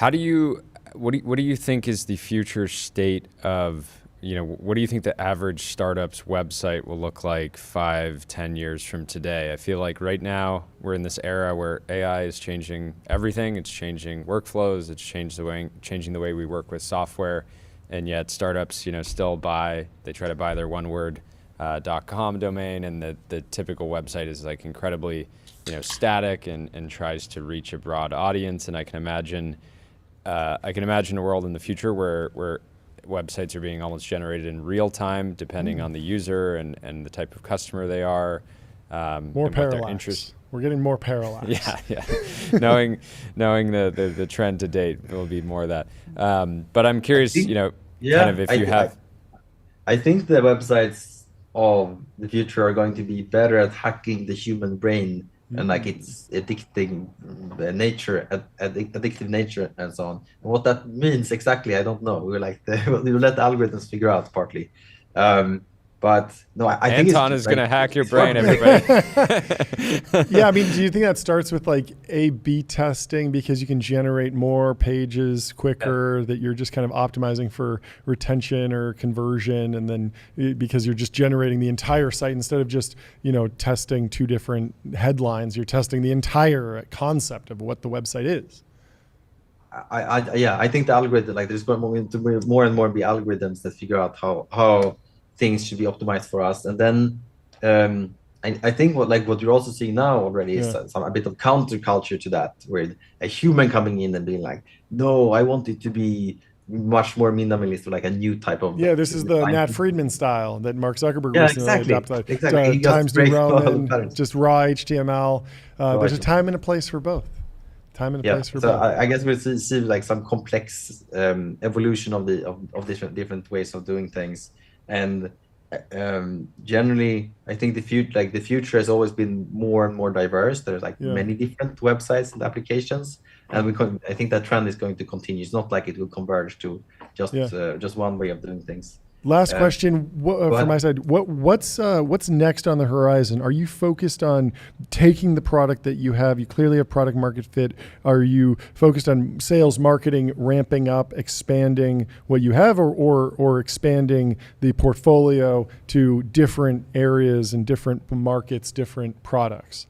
Yeah, I'll answer it like this. So in the order of like the size of the use cases, founders are taking their ideas and they're building real businesses, software businesses. Sure. Designers and product managers and others in companies, they're taking their ideas and building concepts to communicate with their team and like 100 times faster than building out the concept in the past.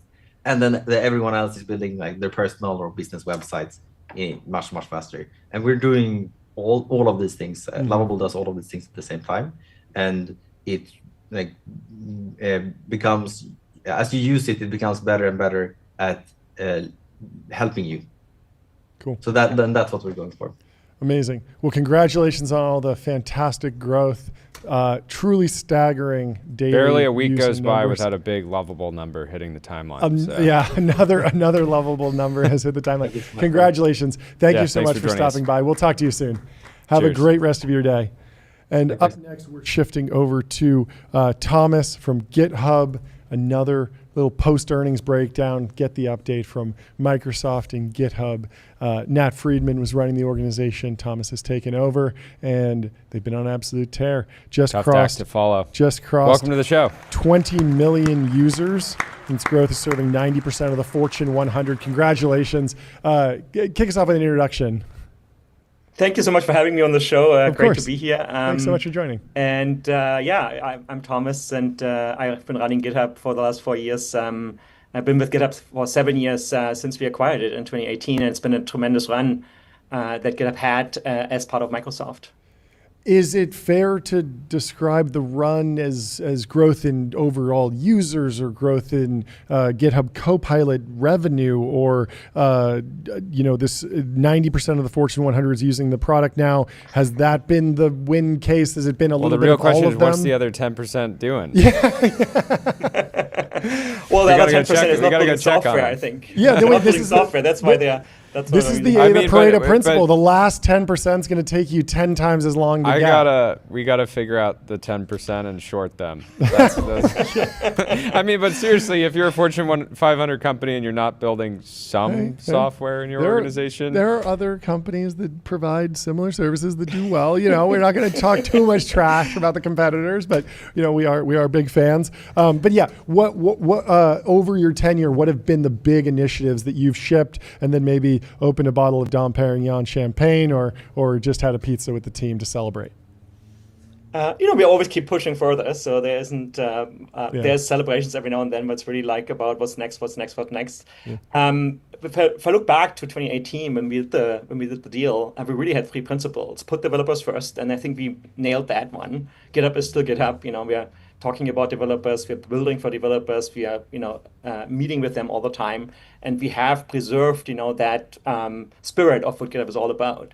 The second one was that Microsoft helps us to accelerate. Microsoft, if you will, as an investor into GitHub. And I think that's, the 150 million developers on the platform. Recently, we hit over 1 billion repositories, both, original repositories and forks.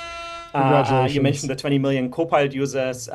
Microsoft's Visual Studio family, so VS, the IDE, and VS Code together has 50 million active users. So you can also see how much room there is still for Copilot to grow its market share. And a year ago, we passed 2 billion in ARR, annual revenue run rate. And I think all these metrics show that both the business itself is healthy and keeps growing the network effects that GitHub as a platform has. And then the third one was that GitHub helps to accelerate Microsoft. And the most obvious thing, is that Microsoft developers are using GitHub and are using Copilot. So Microsoft itself benefits from the same productivity gains that our customers benefit from. And we're sharing a lot of the AI knowledge across Microsoft, within the core AI division, Azure AI Foundry, and all these tools. I'm hearing glimpses of self-improving artificial intelligence. Microsoft is using GitHub to improve GitHub. I'd love to see it. Where else are people using GitHub Copilot? Where are what are the biggest win conditions or win use cases in those Fortune 100 companies? Where's the biggest value being derived right now?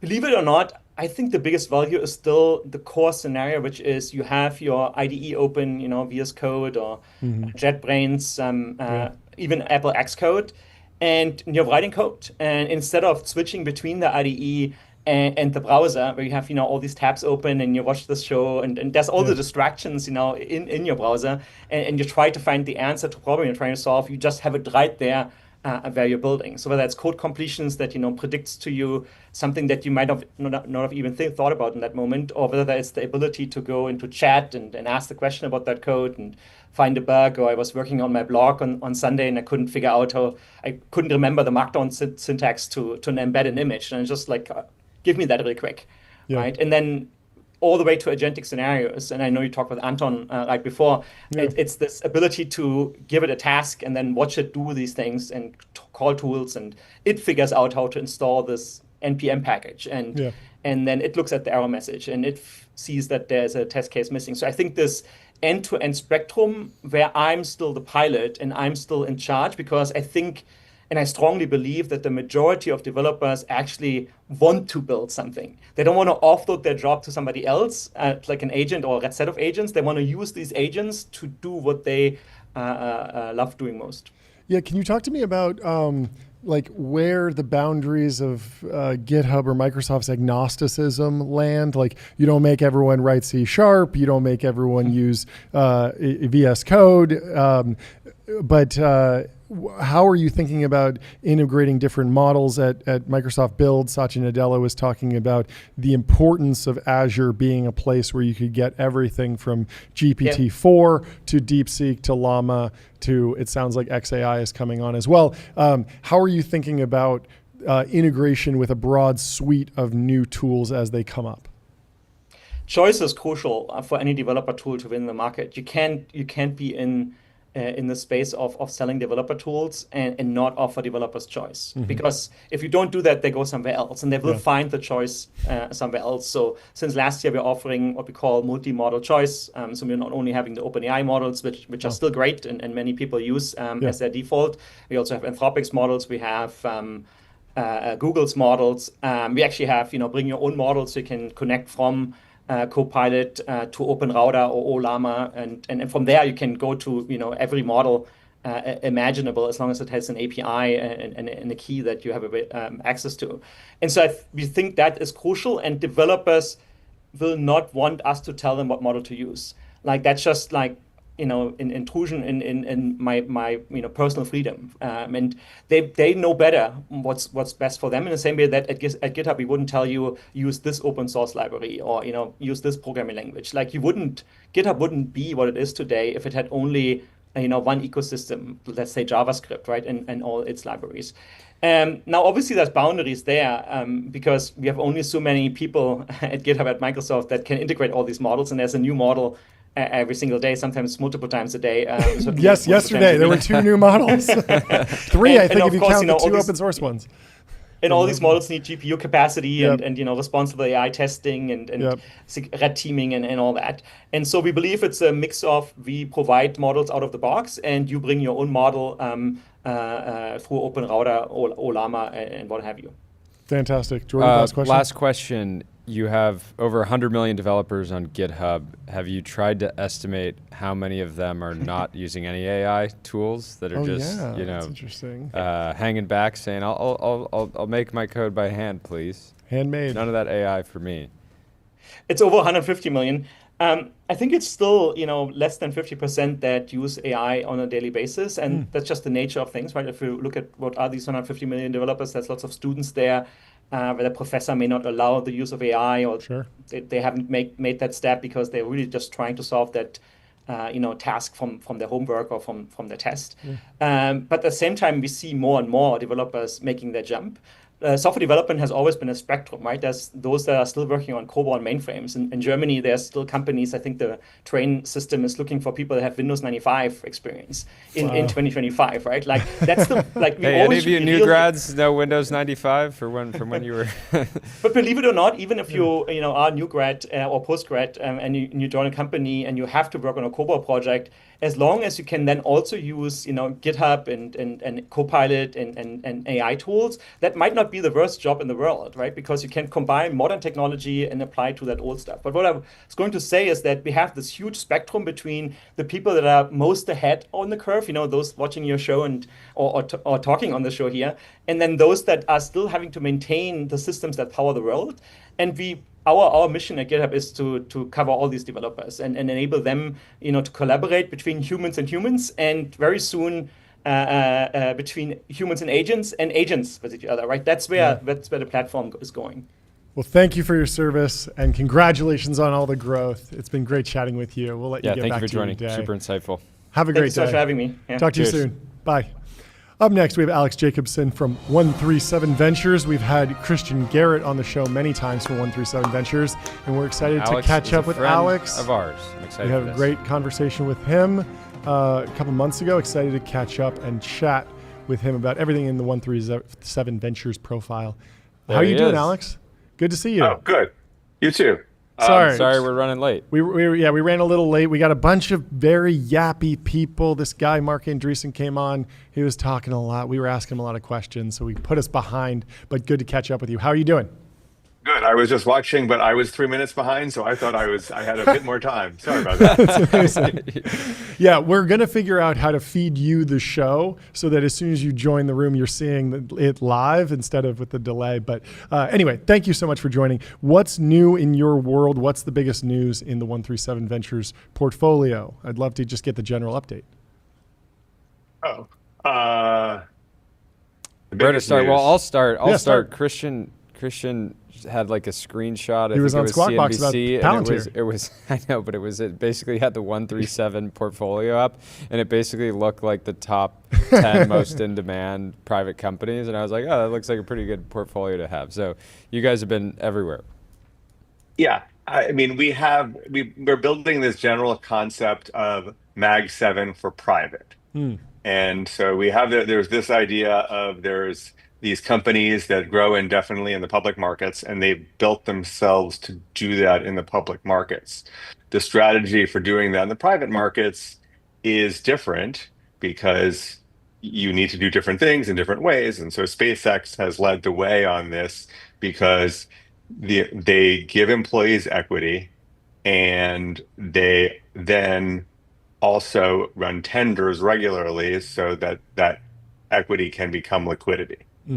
And the important bit of that about that strategy is that the price at which they're providing liquidity is materially lower than what the market would pay in a fully liquid public market. And so you can say, oh, that's terrible. The employees aren't getting the right thing.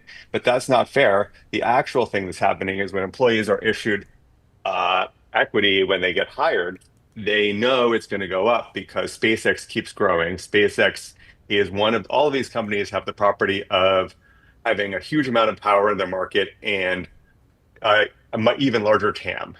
And so you can understand this indefinite growth, and you can talk about it for the public companies or the private companies, but the general thing that you're looking at is this combination of power and large TAM.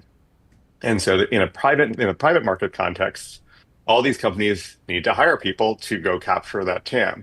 And the value of these companies keeps going up. And the strategy is to give the employees certainty that the equity they've been issued will be worth a lot more in the future. That's harder to do in the public markets because everything's perfectly priced. And so you don't really know if the stock's going to go up. You think so, you hope so, but it's harder to tell. In the private markets, the nice thing is you control your price.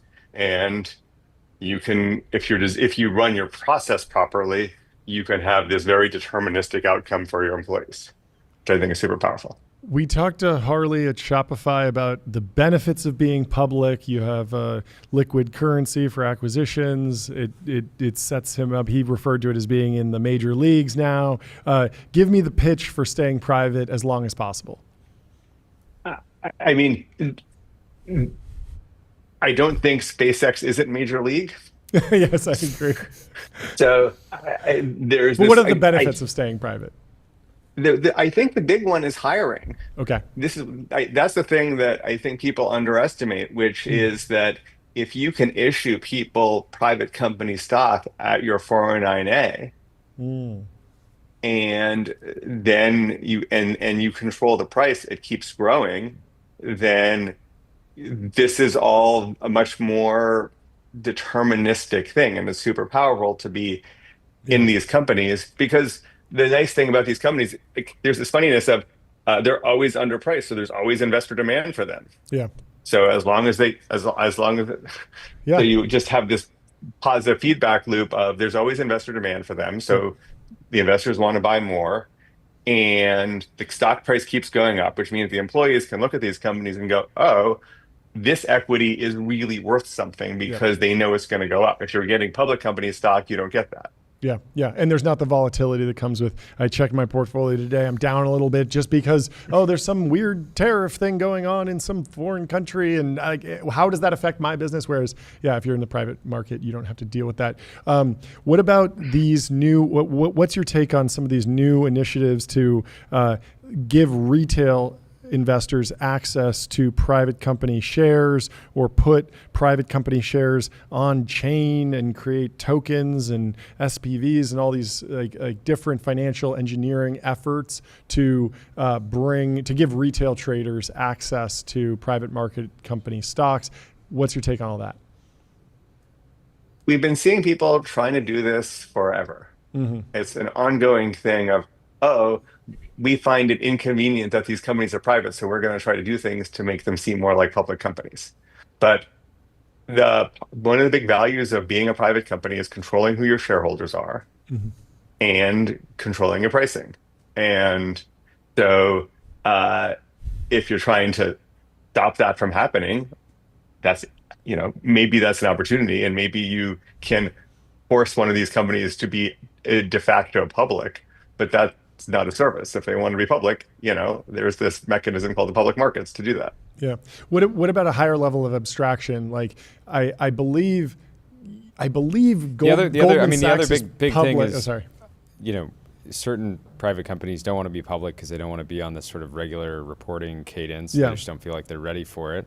But the idea of like taking private companies, putting them on chain, letting private company shares, putting them on chain, and then just letting anybody in the world buy them, but not giving them any of the information that makes the public market so beautiful, which is anybody can read this information and you can come up with a decision on your own. And there's like rules and frameworks to make sure that people aren't insider trading and things like that. And so it's like, who's benefiting here? It's like retail has a potential to get even more hosed. And then the companies are having to deal with shareholders that now have an opinion about how they're operating the company, but none of the real rights associated with owning the shares. Let me be charitable to these people. There's a real thing of the only people who get access to these private Mag 7 companies are institutional LPs who invest in our fund or funds like ours. Yeah. And we don't have retail investors in our fund. There's a sort of, in the manager class, there's something we refer to as retail, which is there's a longer tail of wealth that is now trying to play in and invest in these things. So there's something that is in some sense a longer tail, but there isn't the people who are public markets players. There aren't non-institutional players in the game, really. Yeah. And there's something real about giving people access to the growth that these companies are going to have. And it's unfair in some general sense that these retail investors don't have access to this growth. And so I think there is some amount of institutional design around how do we give them access to this growth, but turning these private companies into public companies is not necessarily the way to do that. Yeah, it's almost like what if the Yale endowment was publicly traded? It's like then I'd have broad exposure to a bunch of venture capital firms, which have exposure to a bunch of private companies, and it still just rolls up to just a few line items on the cap table. I'm not, this random retail trader isn't actually on the cap table. It's also disingenuous to say that like everyday people don't benefit from the private Mag 7 as you've described it, because a lot of venture capitalists raise from pension funds. Sure. It's teachers and firefighters and things like that who are actually benefiting from the performance. I mean, I think there's a pension. We're definitely in the pension funds are definitely beneficiaries, and that's very real. But I don't know how much of there's definitely these, those types of pension funds that are out there. But there's lots of people who aren't in these sorts of pension funds. I think you're right. There's definitely that sort of universe is taken care of. But I think there's plenty of people who aren't in that type of pension fund either. Yeah, and totally.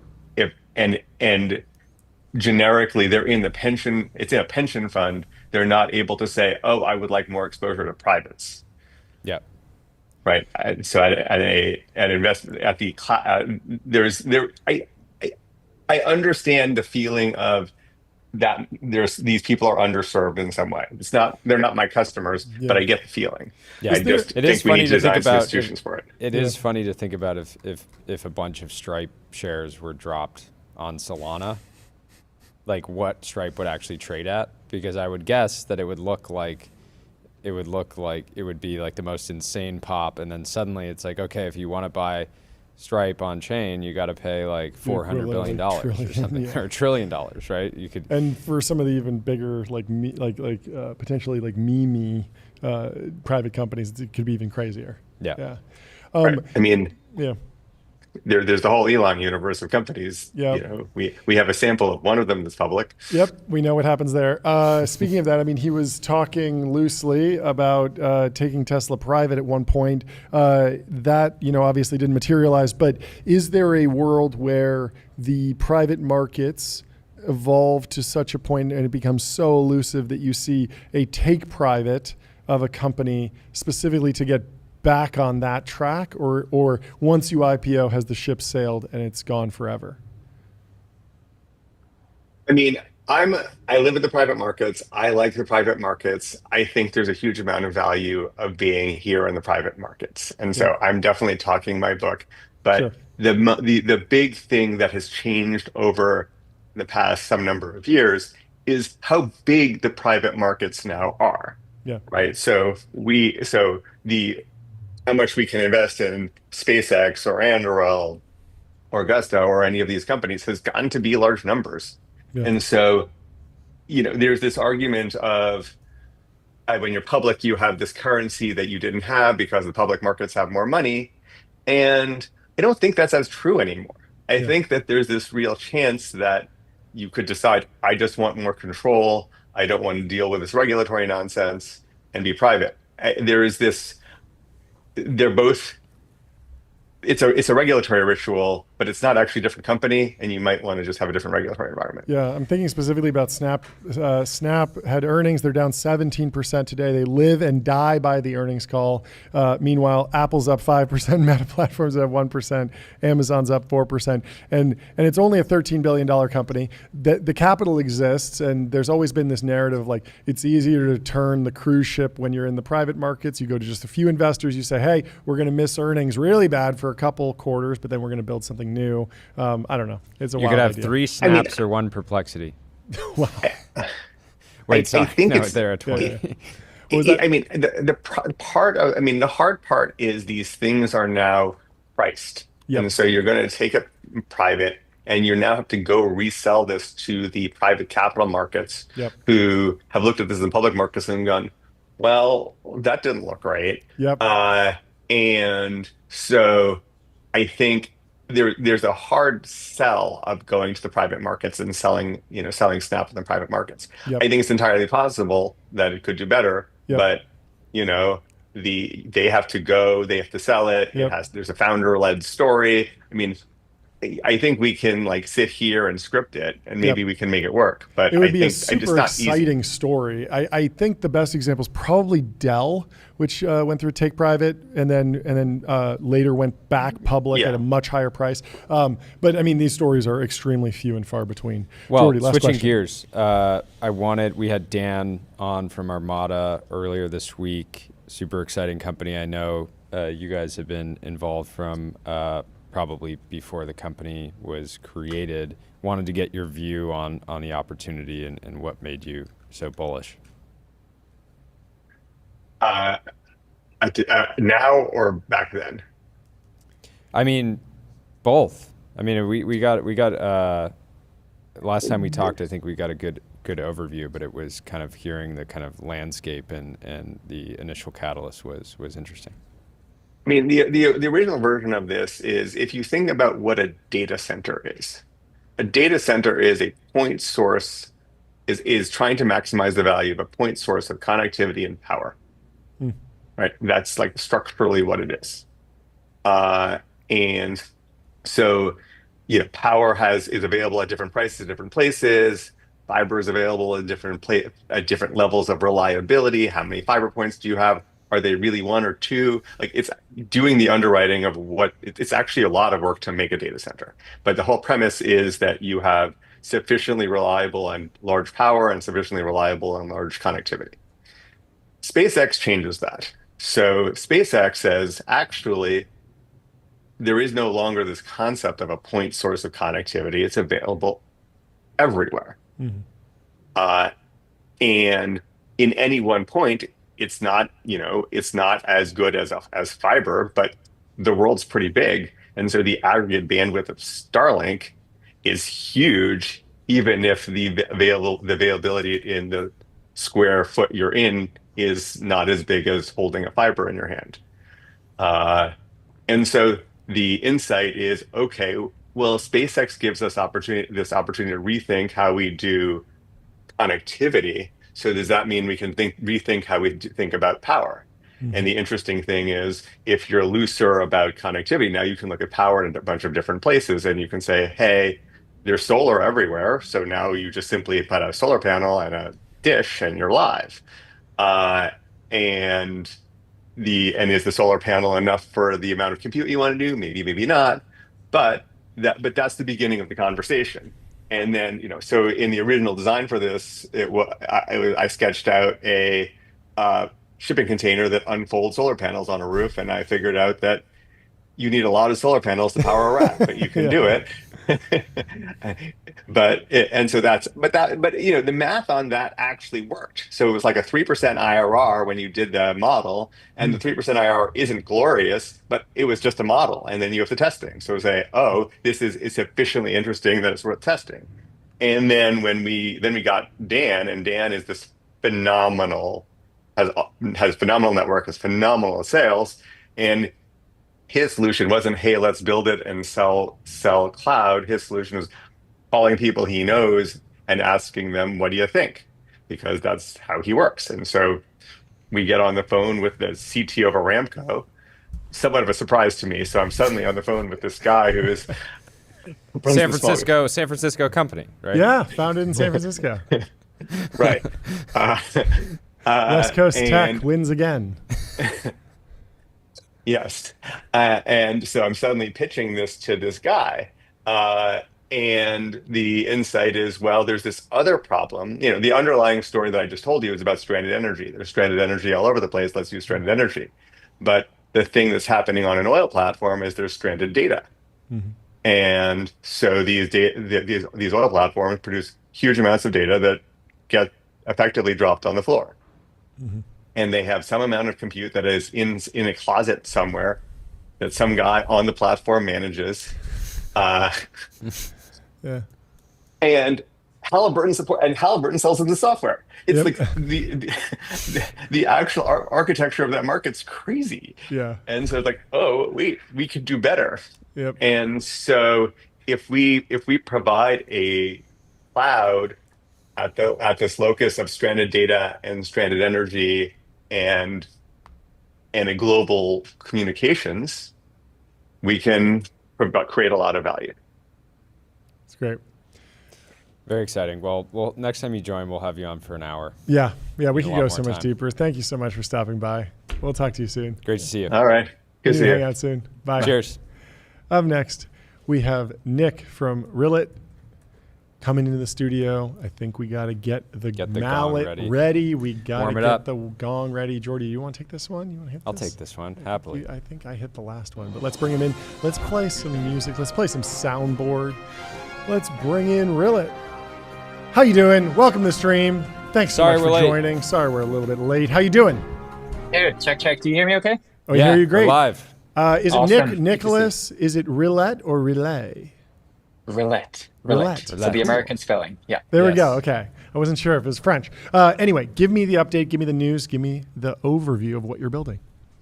Awesome. Yeah. Excited to be here, guys. Thanks for having me on. So, thanks so much. Today we're announcing our $70 million Series B, co-led by Andreessen Horowitz and Iconic.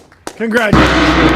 Oh, that was good timing, Jordy. Good timing. Congratulations. Awesome. Boom. Thank you. Give us a little prehistory on the company. When did it start? How's the growth been? And key customers, how you're building, and how you're thinking about solving AI native ERP. Yeah. So we've so quick backstory also myself. So deeply accounting and finance versed, full background there. Started this company roughly 3.5 or so years ago. Mm-hmm. Very much in stealth for a very long time. As you can imagine, a full-on accounting system or ERP is not a small feat to build. It's a lot of surface area. These are very entrenched systems, traditionally dominated by NetSuite, Oracle, SAP, these type of names. So we're very fortunate to have had a stellar team of accountants and engineers building. And then we came out of stealth last summer, roughly a year ago, and things have gone vertical since then. So it's been an awesome journey. Raised our Series A here just a couple of months ago, 3 months ago, 12 weeks back, and back to back here with a B. What does it take to get a company to rip out their existing ERP and bet on a new company, right? Like that's the real challenge. Like I was about to ask, are people ripping out Oracle and SAP and NetSuite, or is it I'm upgrading from a spreadsheet? Yeah, great question. So we are getting 70% of our customers today coming from softwares called QuickBooks and Xero. Sure, makes sense. And then 30% of our customers coming from NetSuite and Sage Intacct. Okay. So it's very much a mid-market focused ERP software. That's good. Key reasons why people use Rillet or want to buy Rillet, despite us being newer to the market over a legacy player, is number one, we have super strong native integrations that really suck in all that key upstream information that you need for AI automation really seamlessly into our platform.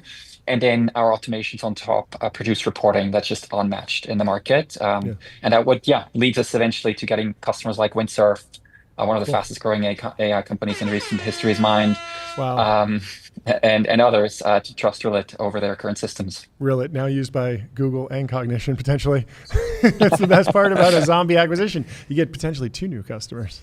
Maybe. Anyway, I want to know about, do you want to put a chat box in your product, or do you want to use AI behind the scenes and not surface that to the customer? Whenever I see tools like this, I think I love the idea that you're using AI, but I don't want to open it up every day and prompt, hey, clean up my ERP. I want you just to do that. And then when I show up, I want it to look like a nice groomed garden. Yeah, love it. Hopefully a bit of both, actually. So very important for our controllers, accountants, and CFOs, having a human in the loop on some of their AI processes is actually really important and a positive. So yes, these are background processes, but always with a human in the loop for the most critical ones there. And then for you as a business owner specifically, or a strategic CFO or investor, you want none of that detail, right? You want to go in a clean box, ask a question, get the information you need, move on. So we're building to both ends of these spectrums, and you really need both to be successful here in this market. Guess my question is, a lot of people want to go, a lot of CFOs, a lot of investors want to go into the ERP, the accounting suite, and get information. But I feel like 99% of the time they're asking for the same thing. They want a really clean balance sheet, a really clean income statement, a really clean cash flow statement. And they don't want to think of a prompt like, let me describe to you what a balance sheet is. Like, I want a balance sheet. I just want it to be accurate, and I want everything to be tagged correctly.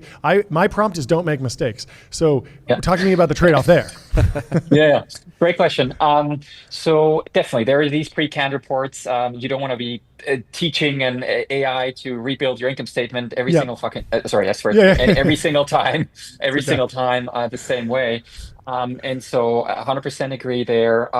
There are a lot of more custom analyses though that you want if you're a professional, like specific for your business, maybe track also some non-GAAP metrics and non-accounting metrics on the financial side. That is really handy to just describe it in natural language and get what you need. Yeah. And then the other question is, like, I feel like one-shot prompting in this context is even less relevant, because if I'm designing a new non-GAAP metric, I probably want to say, like, set up a workflow so we produce this every month, and that it's just on like vibe adjusted EBITDA.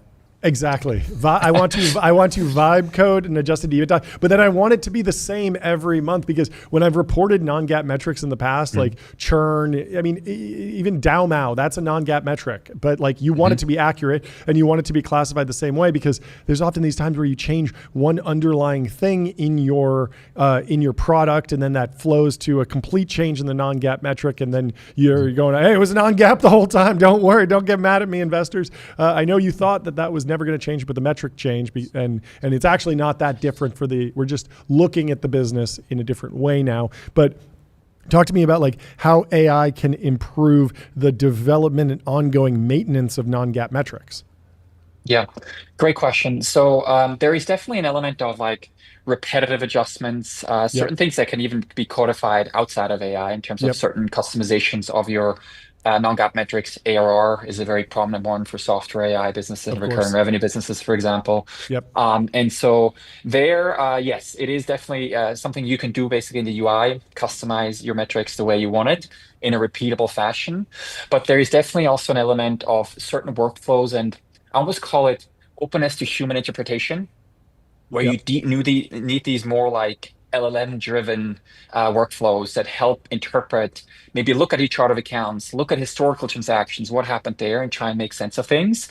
And that's where AI today is very powerful. But again, you do need usually a human in the loop to do these repeatably and reliably, just given the mission criticality of the workflows.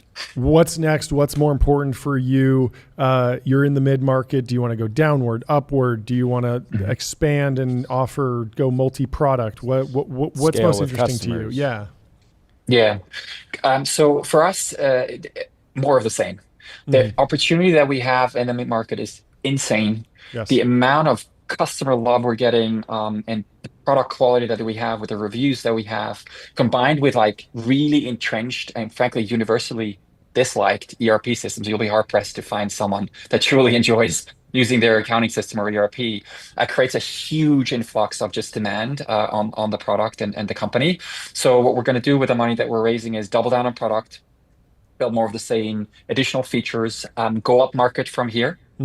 With the money that we've raised, we have a stronger balance sheet to like capture even bigger names and logos that can work with us. And then the other piece is just investing heavily into our customer success and onboarding motions. We're just like, we work with very talented accountants in these teams to help onboard their Rillet platform into their systems. And we're massively expanding these teams to just absorb the demand that we have. It's awesome. What an opportunity. It's great. Yep.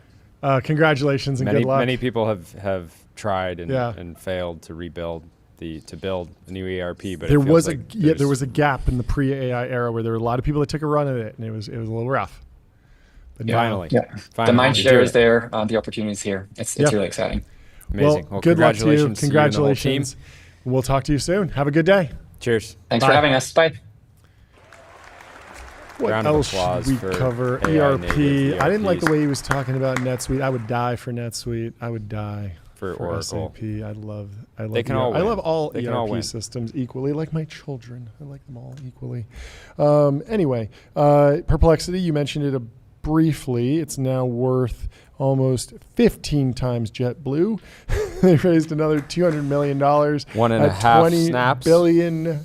A little under, I think Snap's at 13. But Perplexity is now at $20 billion. It's unreported, but it's been leaked by Arthur Rock. Who knows if it's true, but he usually gets it right. So we're chatting about it here. 138,000 people saw the news. I'm sure Arvind will comment if it's fake news. But in other news, what else do we have? We wanted to send our regards to the Doge staffer who was assaulted or gotten a dust up with someone who was attacked. He stepped in and fortunately we saw another picture that he has been cleaned up and healed and seems like he is on the mend. And so sending our best to Mr. Really Balls. Rough, but sounds like he acted with, as courage this and bravery. poster would say, bravery and courage. So yes. He's and back at it.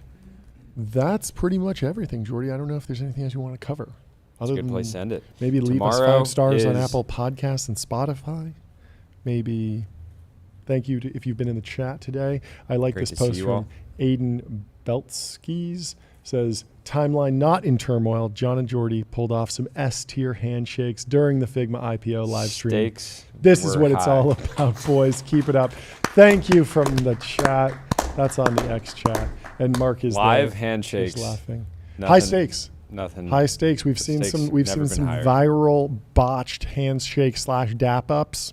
You got to have a shared language. Stick to the default handshake. It's Lindy. It's not going anywhere. Do you think it's better to look at the person's eyes or the hand coming in? Because I think it might be more about you want to keep the. I think like it's if I'm kind of coming in. It's kind of like a game of rock paper scissors.